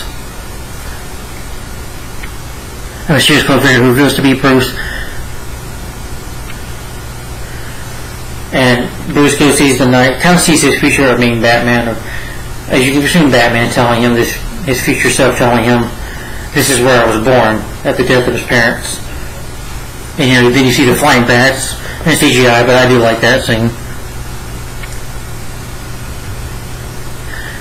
Meanwhile, Ivy hypnotizes Fox to take her to Project M. He rescues Fox. Fox is like, I'm right good where I'm at. He's like, come any closer and your friend's dead. So Ivy takes the cure or the serum or whatever, and he's like, we need to give Ivy a little bit of time, Jim. He's like, now Jim, I can take you down. I'm a black belt. And then Gordon like punches him out, and he's like, Gordon, the serum, which was the serum that Project M they created. It was basically Ra's al Ghul's formula from the Lazarus Pit. Meanwhile, in the episode, Jerome pesters Oswald and all of them suggests to numerous alien tasks like having him dressed up as a clown to dance, and they fight. Eventually, people loses his mind like this. Okay, and he makes him laugh, and he tells them. Eventually, Jerome comes to visit. Oswald himself says that he has bigger plans for Gotham. The world out there, that'll be the asylum. He's like, well, no offense, I'm not interested. Oswald, he's like, tells Oswald, Jerome does. We all come around. They all eventually do.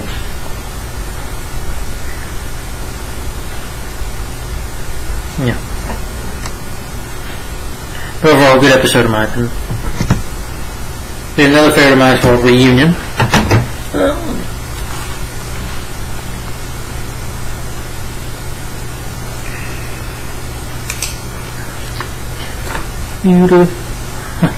And then Reunion.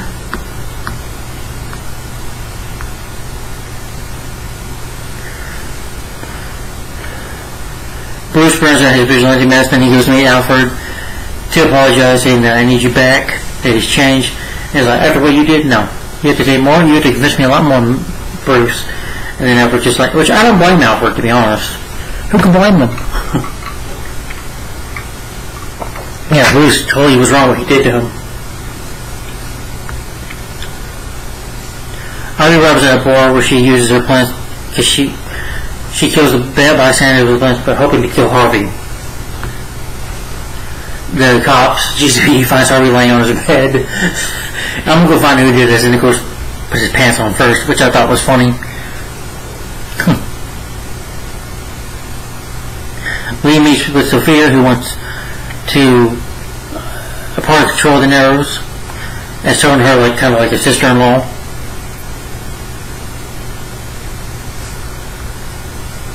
And Ivy tends to murder Bullock for her father's death.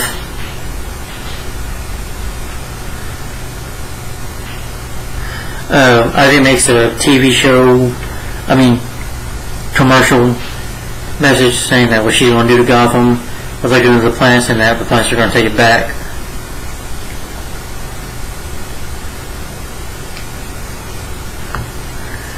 Throughout the episode, Nimmo continues to get teased by his persona, the Riddler.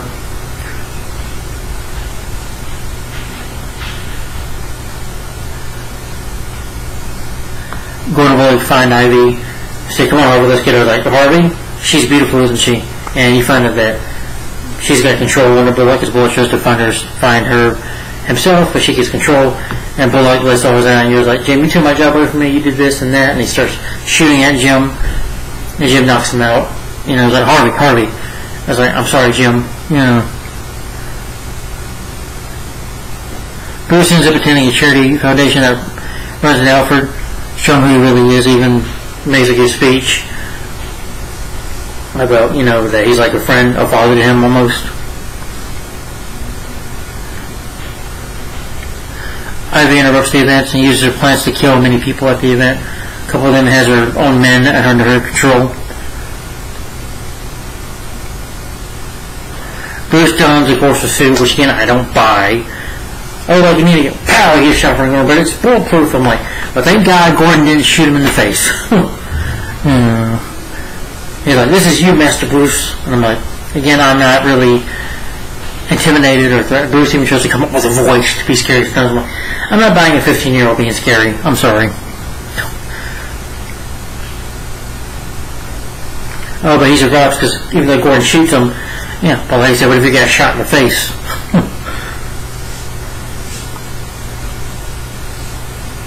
Bruce makes up with Alfred, who eventually, returns as a butler.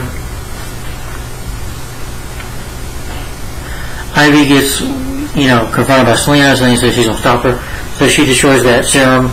They fight for a bit. She's like, Selena, she almost stabs her, and she's ready to cut Selena to poison her. So she's like, Selena, get my way again, I'll kill you. Sophia meets again with Lee, who refuses the offer, so Sophia kills her bodyguards. She shoots them down, and then she gets a hammer and beats Lee's arm, hand or whatever, beats her hand, and you see her bloody hand tortured and stuff. Nemo opts to return to Arkham instead.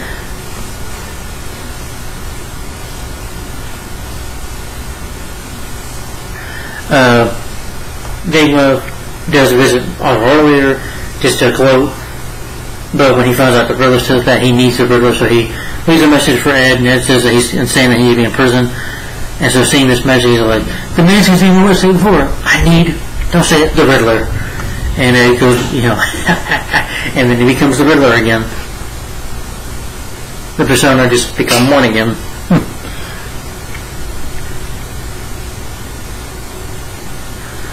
Gordon tells Bully about what happened, and then he's like, I'm going to take Sophia down. But then after that, I'm going to confess to what I did.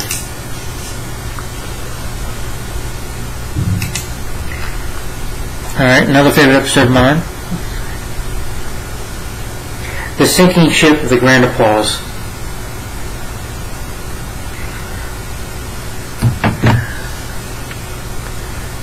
Name one of the guys, Martine, who, says go to the bathroom, goes to the kitchen, turns the oven on high, blows up because Martine, the Riddler shoots a bazooka. Is like, I'm afraid I'm little penguins. Come on, let's go.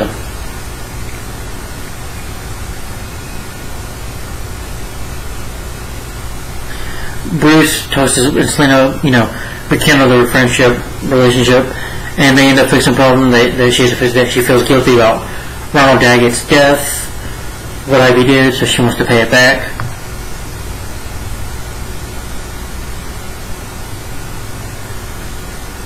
Bullock ends up meeting with a former assassin, this lady, and he discovers that Arthur Penn is also on Cobblepot's account. After realizing Martine had been taken, Sophie orders Ash to kill Cobblepot, accompanied by Headhunter, who wants revenge,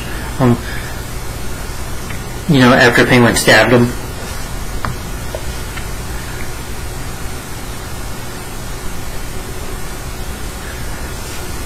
Gordon tries to go, and Bullock tries to talk to Penguin, but there's people are running and scared, and he sees that stigma that him and Oswald have escaped, and Zaz and Headhunter come to shoot out Harvey. Asking him to get out of the way, but Harvey refuses. Cobblepot and Nemo arrive with Lee, and Lee's like, "You're him again, aren't you? You're the Riddler." And she's like, "Well, I let him out of this case, so he can help me out of mine." Nemo goes to recruit Grundy, but discovers he's got his memory that he's Butch again. He takes them to Barbara and Lee, who eventually take him to Sophia, who wants to know where Penguin's whereabouts are.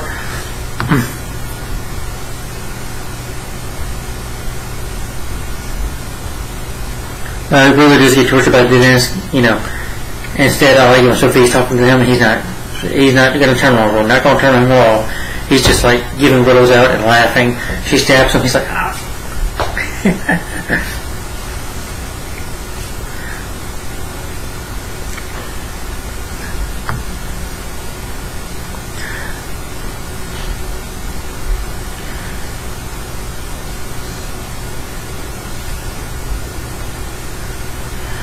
They get a lead on Cobblepot from Penn. Then they arrest him. Well, because Oswald first grabs a drink, well, not a drink, but a beer bottle, breaks in. He's like, "I'm gonna cut you." He's like, "Oswald, calm down. We'll help you." And said, Lee shows up because headhunters ass show up and have a gunfight with Gordon Bullock.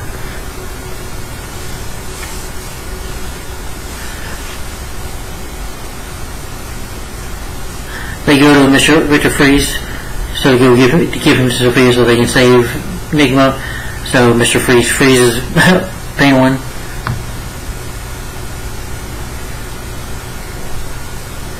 Freeze ends up, arriving with cold hot frozen and a block of ice. Sophia pays them. They said that they're going to take them to the docks and kill him. There's a timer and the ice melts and cold water ends up escaping. Ends up finding out from the dentist, where it's at. So Cobalt has to give up his revenge to go save his friend, Enigma.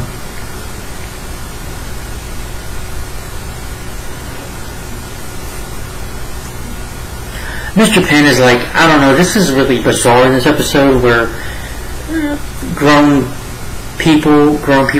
folks are acting like babies. Mr. Penn is dressed up like a baby or whatever. I don't know, it's really bizarre and crazy. But they eventually catch Penn, and he says that, yes, he knew about Sophia coming to Gotham. He told Falcone what she was up to, and that he was like kind of a traitor in Oswald's organization. That he betrayed him the whole time. But Zaz and Bullock show up. Zaz and Headhunter show up. Jim does get shot in the stomach, but ends up being okay.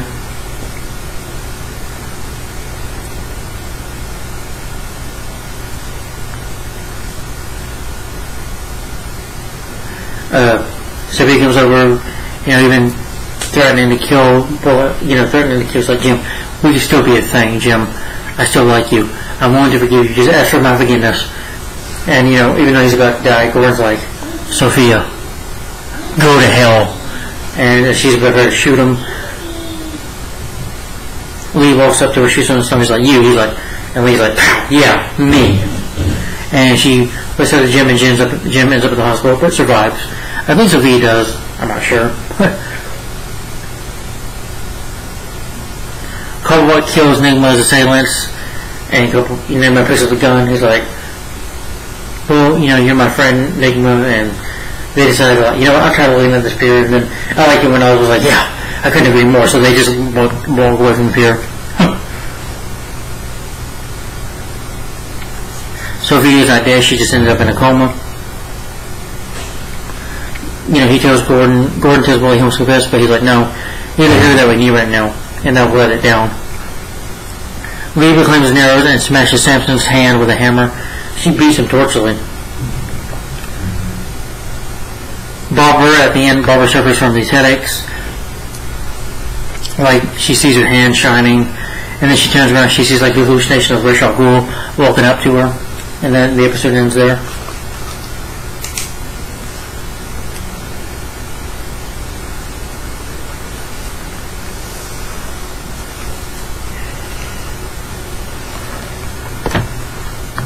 The note for mine is one of my 3 soups.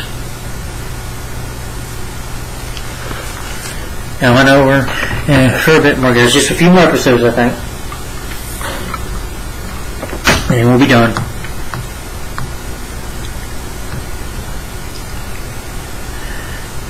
In the beginning, it shows up with Artemis on with Tetch using hypnosis to guards to turn their headphones on, but not let but this one guard doesn't. Turns over, looks at the guard. She gets stabbed and killed by the guard. And they go to Jonathan Crane, who's making more fear toxin. And they, of course, fear to run from his big cell. And then they get the lady to kill herself.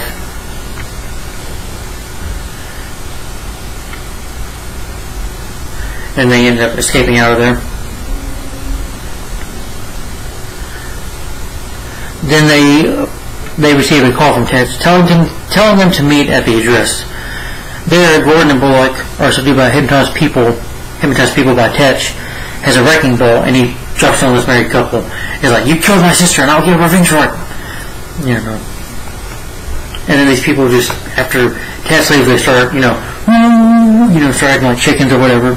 Really weird, but okay.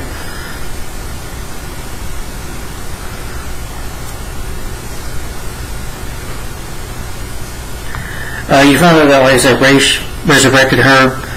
And he's like, you are my true heir to the demon's head, Barbara. You know.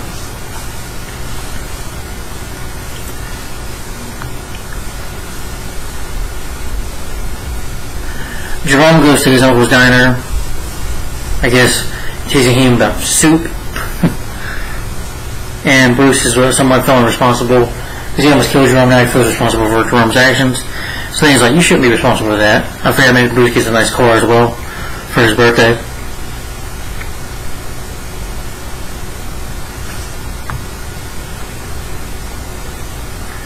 Jerome gets treated by his uncle, though he has one of his colleagues from the circus attack him, big strong man, and they, make the soup really hot and they torture him with it. Bruce shows up and fights with the big man. You think Jerome might do something. Jerome kills his uncle and then says that he's going to kill Bruce, but Selena, uses the whip. Selena's about to shoot him, but Bruce stops her.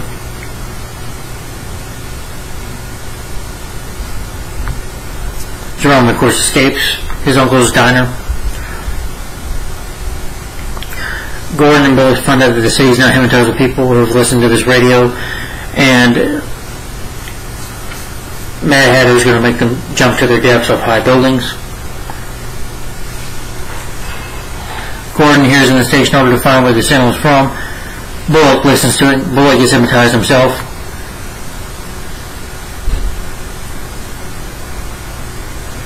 He uses a loophole to help these people save each other, so they intercept each other. Bullock gives some guy a hug or whatever, these people save each other.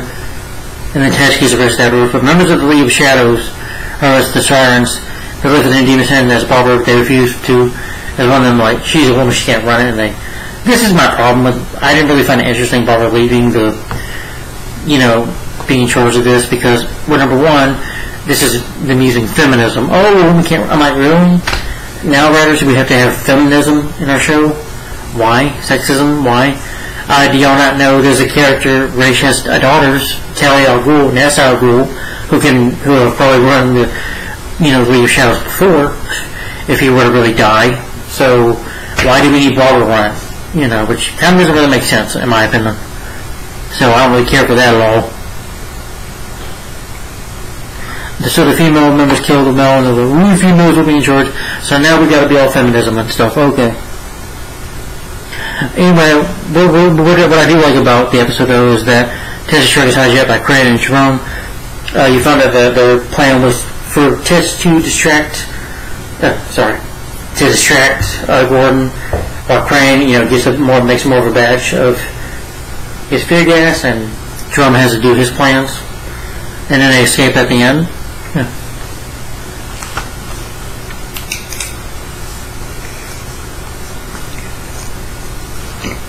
Excuse me. Alright. And another favorite of mine is called Mandatory Brunch Meeting.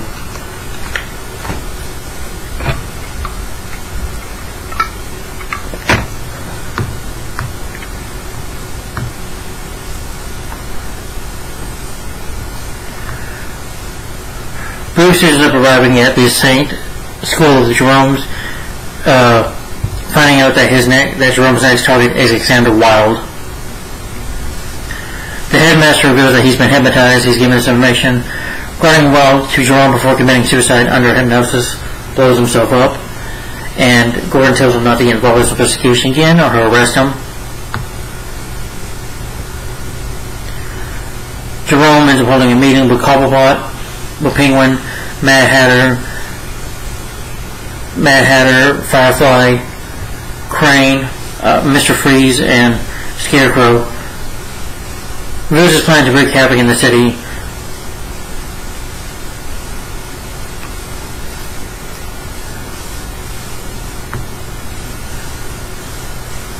Jerome even goes to when their presence up to search for Alexander Wilde. He asks them, goes to the meeting where they're at. They refuse to. Jerome has a shotgun and shoots one of them. Like I said, he's a great villain. He's definitely the best thing about this show so far. When the show became kind of almost started to fall apart in many ways with the writing, but it's always good to have Jerome back. But this is the last time you ever see him for real. So, but Jerome shoots the guys like, "Hey Jimbo, how you doing?" They have a shootout.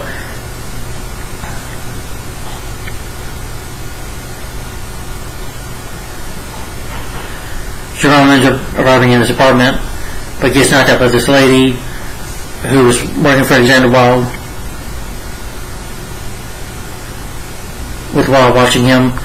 Bullock and Gordon Bullock arrive at the control room, and this man actually looks like Jerome, but you see that Wilde is actually not really Alexander Wilde, but is revealed to be Jeremiah Velasco, also played by Monahan, who is revealed to be Jerome's twin brother.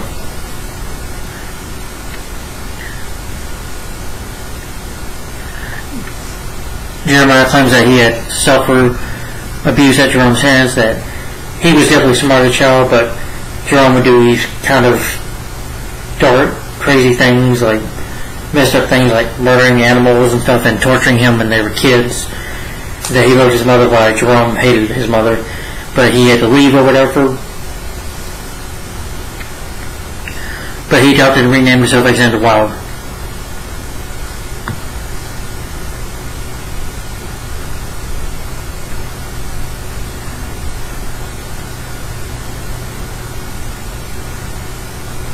But yeah, Jeremiah was sent away, was adopted and renamed Alexander Wilde.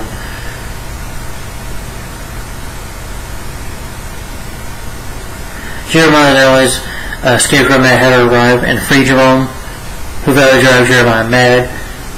I like it at first though with Gordon, not Bullock though. He's like, we're gonna get on. Bullock just, runs. It's like a maze, because like Jeremiah's like really smart, all that technology and all that stuff.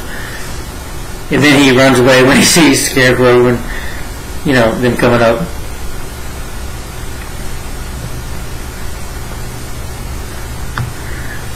Scarecrow, yeah, but then they catch Jeremiah's like, and brother, I'm gonna make you go mad, not just you alone, but the whole city.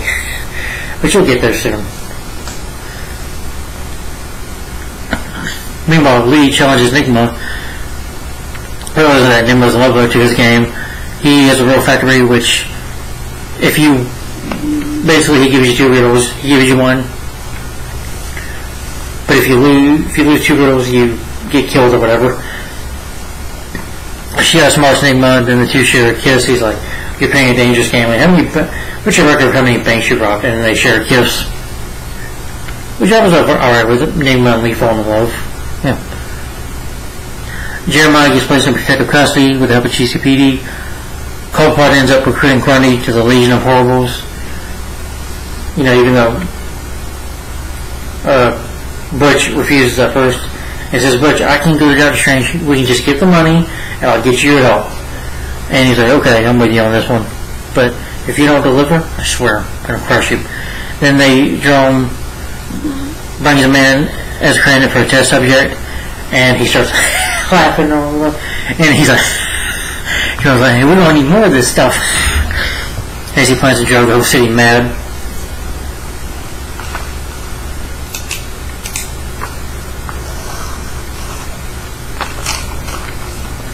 Alright. Then the next episode is that's entertainment. In this episode, Jeremiah holds the mayor and other appointees, kidnaps them. Crane does pours his gas on this lady, and she just, starts laughing maniacally, telling her his plans. Oswald comes to Alfred, to Gordon, to confess, to saying that, that he'll betray him if he can, arrest and stop Jerome and what he's planning. He's really smart. He's he's insane, but he's smart. I want to share the full details about it. So he Jerome kidnaps the mayor and the commissioner, puts bombs on them, makes them go to this concert. He's like, "I want Bruce Wayne and my brother Jeremiah Velasquez over here." And they ask Jeremiah refuses at first, and then Bruce talks to Jeremiah, kind of becomes like friends with him. And like, "Mr. Velasquez, please, we need your help. I promise you can trust Jim Gordon here." And they get this blimp that they find out that Oswald betrayed him, And so they pass him out with the gas, knock him out, tie him up there, and Mad Hatter gets control of the pilot.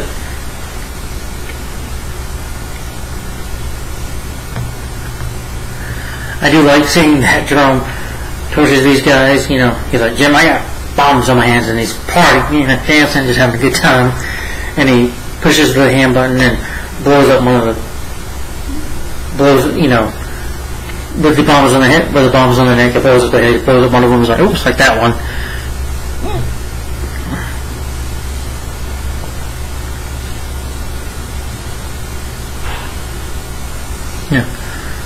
Jerome plans, of course, fail because they stop the bomb, so Jerome's like, oh, time to get out of here. There's a bit of a fight. Bruce fights one of the men or whatever.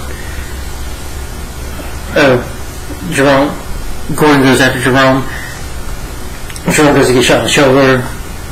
And he's like, there's some check called the pilot telling him here. Then, Oswald gets out of his restraints and takes the pilot out and saves Gotham City. But Jerome, gets shot in the head. He's like, oh, you had to do that, Jimbo. He's like, oh. He's hanging over a ledge, over a pipe. He's like, Jimbo, I'll die, but my legacy will live on. But I'll be laughing away here from a distant memory from Gotham. And then falls to his death. Dies with a smile on his face, as Joker usually would.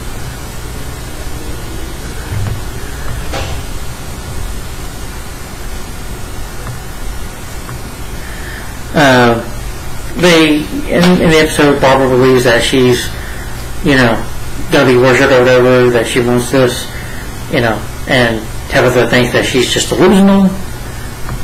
Barbara starts telling Tabitha, then taken by another League of Shadows who want to resurrect Ra's al Ghul.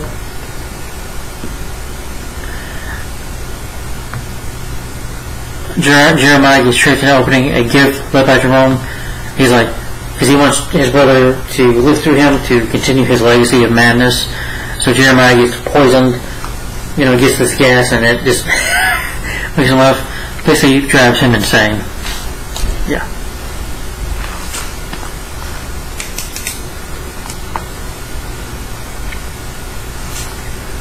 And then another third one is called To Our Deaths and Beyond.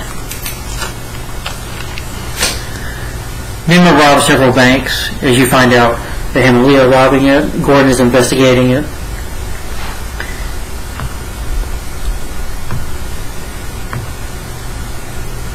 Nimble agrees to bring Grundy and them along, saying that Lee is going to betray him, that you're right. But eventually he tricks them. Lee says to get herself arrested by the GCPD in order to protect Enigma.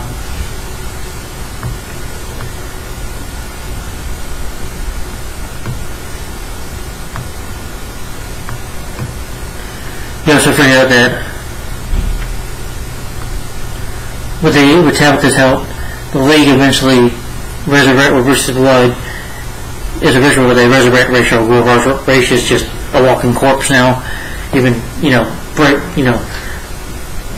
killed one of his own men by ripping their throats out. Barbara's going to give it to me. I want to have the demon's head back. Then I'll take it from her girl fingers, from her dead fingers.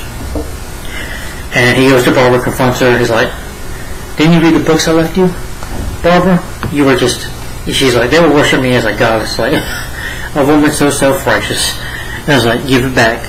And they try to, some of them try to attack Ra's, but Ra's kills them. Ra's chase them down, but Bruce and Selena and Tabitha show up in Bruce's car and get her out of there. And they come up with a plan to steal the knife. Tabitha and Alfred pretend to go as a couple, steal the knife, but Tabitha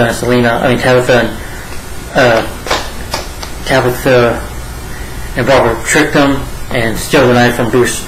Bruce and Alfred, Selena goes with them, which upsets Bruce. Barbara ends up fighting Ra's at the end, but she's able to use Demon's Head to, kind of like go back in time and stuff, like 5 minutes in time or whatever. So she fights him. Not Bruce. She doesn't fight Bruce. She fights Ra's. Ra's is able to even almost kill Tabitha, but she gives Ra's back the hand at the Demon's Head, and he goes back himself. And then he's like, and then he goes to Oswald. I mean, not to Oswald. Bruce says to Ra's, give me the knife so I can kill you. Ra's is like, nope, I think I have a bigger purpose here. And Ra's just disappears.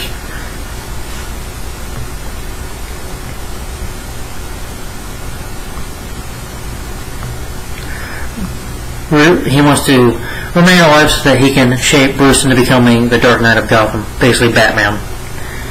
And then another favorite of mine is called That Old Corpse.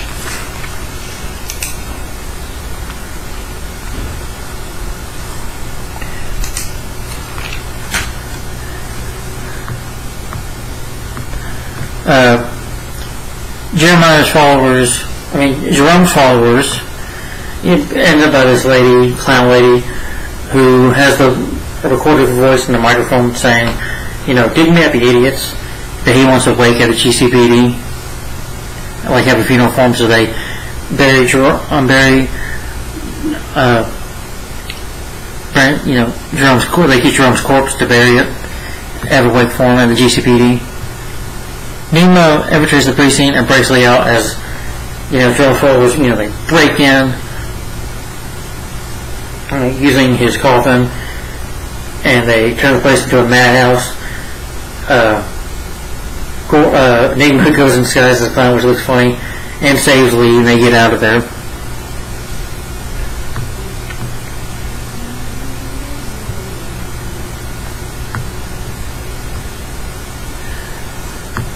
Coldpot and Grundy torture one of Jerome's followers.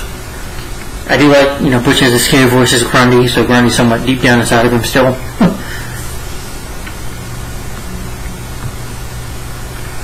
Jeremiah's been working with Bruce for these self-sustaining energy generator. He tells him about the toxic insanity, and they say, your brother's dead, let's go to your... So Bruce starts taking to the graveyard, and he's like, oh my god, my brother's back. He's like, Jeremiah, wait. And some spoilers, though, you find out that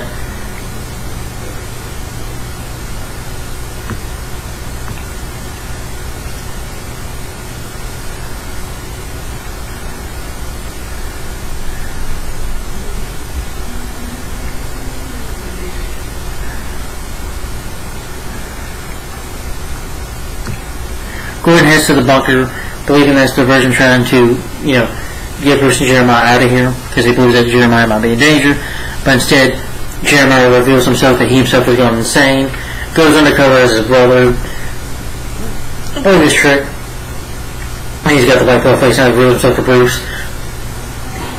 He's like, Jeremiah, you've gone insane. Yes. Now that I'm planning to continue my brother's legacy, but in a different way. I'm not that insane as my brother, but just more sane.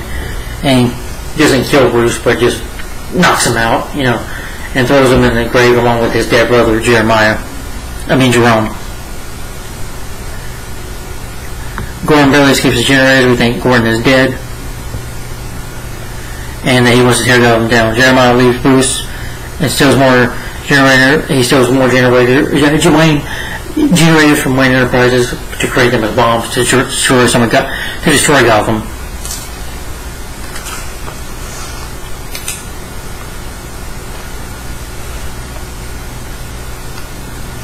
And another favorite of mine is called One Bad Day. Jeremiah plants his bomb around Gotham and gives the city 6 hours to evacuate. He even goes to Bullock because they think Jim is dead now. And he's like, yes, I killed Jim Gordon.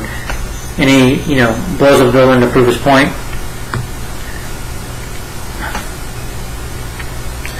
But Jim ends up getting rescued by Enigma. And, he's just passive for a while. He comes to Enigma, and Enigma kind of helps him find out solve this puzzle of what Jeremiah's planning. He's like, Jim, you're not going anywhere. And then, Jim is going somewhere, so he punches Enigma out and then knocks him out.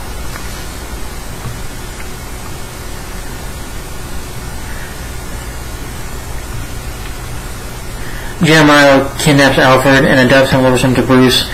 He kidnapped him in the previous episode, and he sees that Alfred is getting tortured, and it's driving him insane, and that Selena sees what's going on, that Scarecrow is using his fear toxin, these men shall attack Selena. She even has a fight with Scarecrow a little bit. Scarecrow's like, well, eventually, he'll go mad. Scarecrow just, just walks away.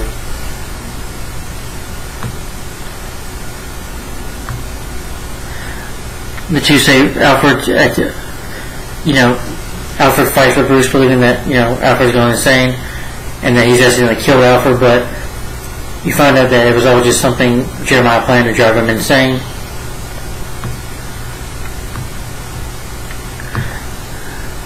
Jeremiah talks with Colt, Grundy, Barbara, and Tabitha, who demand a ransom on the threat of destroying the bombs, core relay or whatever.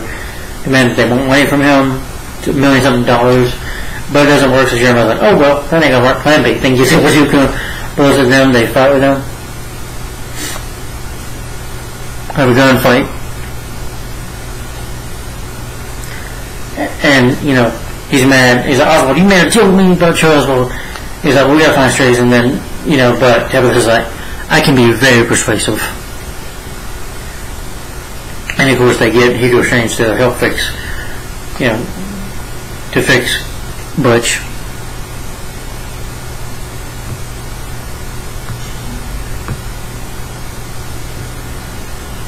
Gordon brings those plans to GCPD with help from Fox. They locate the bombs. And, they don't trust Harvey in this episode because of what happened. Last time we almost got killed. So Harvey, disconnects the bombs and he saves the day, pretty much. And gets, a hand clapped by the GCPD.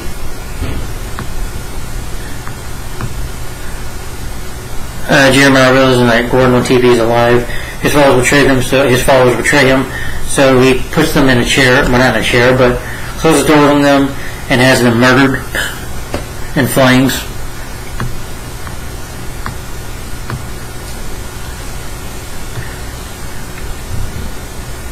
He gets later approached by Ra's al Ghul, who proposes an alliance.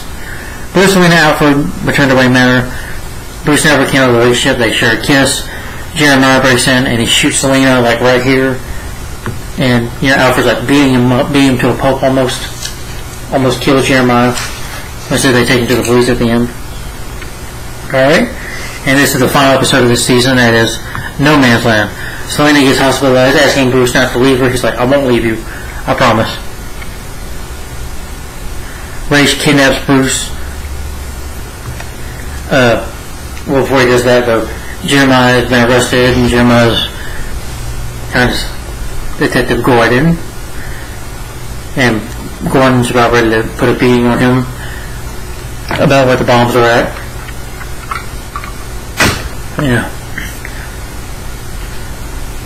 The military comes in and this general takes charge of the GCPD. They bring Bruce Wayne in against his will and basically, talk to Jeremiah. And Jeremiah's like, me and you were so alike. He was so right about you, but the future will hold for you. He's like, what are you talking about? Who? The man you stabbed. They talk about Ra's al Ghul, and then Bruce gets kidnapped. And they take the bombs back from the GCPD. Nemo, meanwhile, which I didn't care about this, tries to kill Gordon by torturing him or whatever.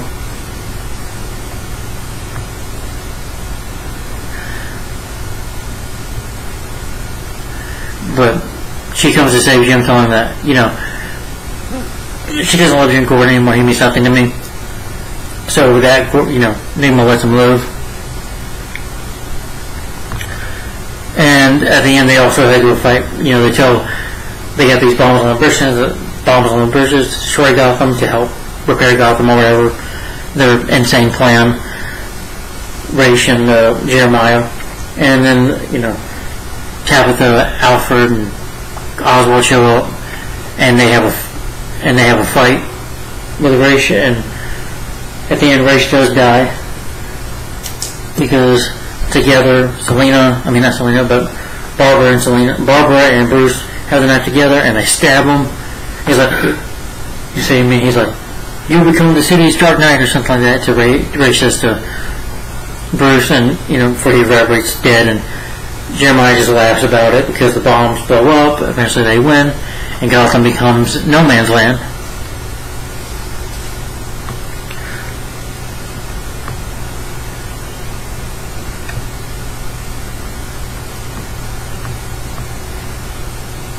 Coldplay ends up hiring Hugo Strange, turns Butch back into from Grundy, and Butch's like, oh, well, thank you so much. Whatever you want, I'm there. He's like, you're welcome, my friend. And I want you to know, Butch, I'm truly sorry. Sorry for what? And then Oswald pulls a gun out. This shocked me too. Oswald pulls a gun out, pow, and shoots Butch, and Butch just drops down dead, dies. And I like the music there, but then Penguin says, did you think I forgot that you murdered my mother? That I just let it go, forget about it? No, I believe in eye for an eye. This is my revenge against you. And she's about to attack. Tabitha's about to tap him. Penguin shoots her like this in the leg, and he's like, now you get to suffer through it, and when in time I will kill you too. Not if I kill you first. Tabitha says, like, you're welcome to try. And it's like, get her, and his men get her out of there, as he intended the whole time, not to really help Butch, but to use Butch as a pawn to get his revenge on Tabitha for his mother. And then he looks sadly at Butch's body, sad that he had to kill him, almost regretting it, in order to get his revenge. And at the end, Cobblecott gets like a building or whatever at the end.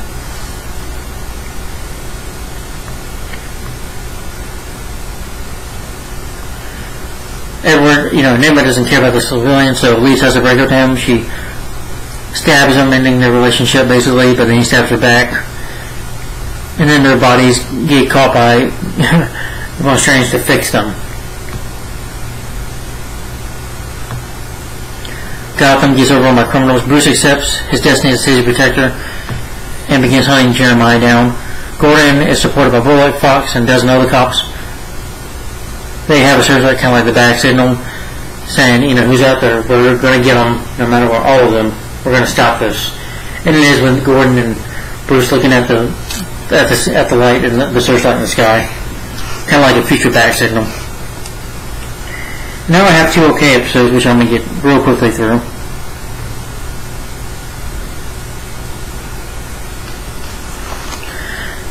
In that episode, you find out about, Raish's, the 2,000 years ago when he was a warrior in Battlefield, he ends up in a hell-pen pool known as the Lazarus Pit.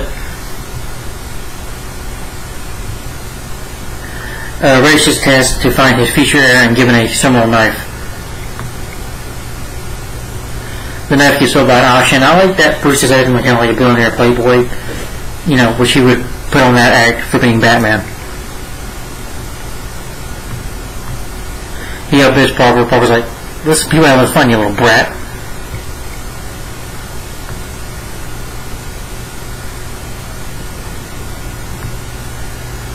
She sends Selena to go talk to Bruce, but Bruce is like, nope, you're not getting it. Sorry, Selena.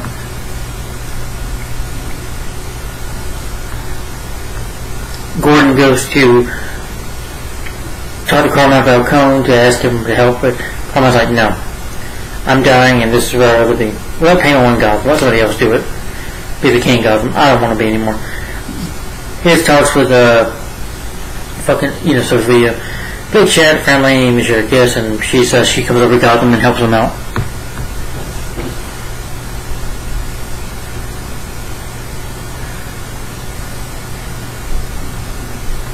Myrna Jenkins was the lady that was his #1 fan. Ed can't find out his riddles. Penguin has Myrtle killed to make an example out of Ed. Alright. Sorry, but I'm going through these fast.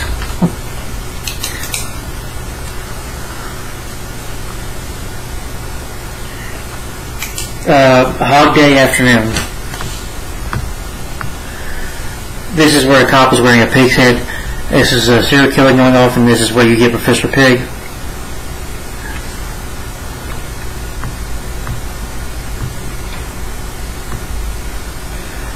They try to save his target.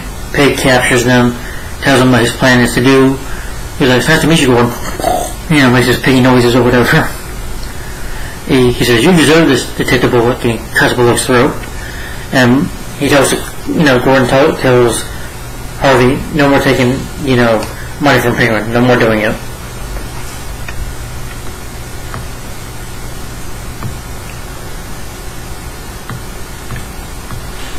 Sophia comes to Gotham, but, she has dinner while Oswald first lets one of his men try the food, thinks she's trying to poison him, and realizing, you know, she gives him like a foot rub or whatever to gain his trust.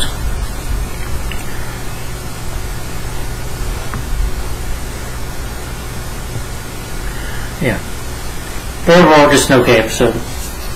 Alright guys, well that is the end of talking about Gotham Season 4. Let me get my final thoughts. I know we have 2 hours and 15 minutes. Yeah, I want to finish this now. So anyway, to end this, I'll say Gotham Season 4. I do like this season. My problems is that Bruce being Batman way too early, like being in the costume and stuff, him being an asshole in the season, I didn't care for. Sorry. I didn't care about that. Ra's al Ghul, I just feel like the villains in here are just too forced in. It is, of course, he's Scarecrow in the season, Ra's al Ghul, but it's like everything is being forced, you know, and we're rushing to see these villains out. And they're good actors, but it does seem like it's being rushed. You know, it's still entertaining. Gotham is not kid-friendly. There is blood in here. There are some disturbing things in Gotham that can, you know, make your child disturbed. Because there is blood and gore in here, and people do get murdered in here, like I said. And sometimes bloody and brutally, too. So, Gotham doesn't hold back. You know, but I do like seeing Solomon Grundy in here as well. But again, it feels forced. A lot of the season feels forced. And Ra's, I do like Ra's in here, but I don't think Ra's should have been, it's too early to see Ra's al Ghul. He should have been here when Bruce is Batman. When Bruce becomes Batman, we should see Ra's al Ghul. You know, that would just make more sense, you know, to me. But overall, you know, Ben McKinney does a good job. I like seeing Gordon become a captain, but I think he should have been in season 5 when he became captain or something like that.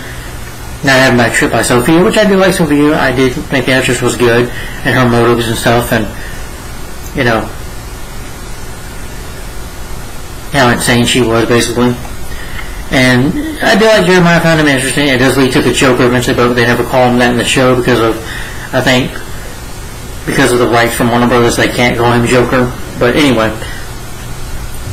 Gotham Season 4 is still really good. It's still good. A decent season. Still my second least favorite, though. I'd give it 3 out of 5 stars, and a so-so. Thumbs up. Yeah. 3 out of 5 stars for Gotham Season 4. So, guys, tell me in the comments down below, what do you think of Gotham Season 4? And what are your favorite episodes of Gotham Season 4? What do you think of this season, in your opinion? Stay tuned. I got 2 more videos coming today, so thanks for watching. Like, comment, and subscribe. And I'll see you soon. Bye-bye. Oh, Gotham Season 4 will be next. But I got a kind of an update video coming up next, so stay tuned for that. Bye-bye.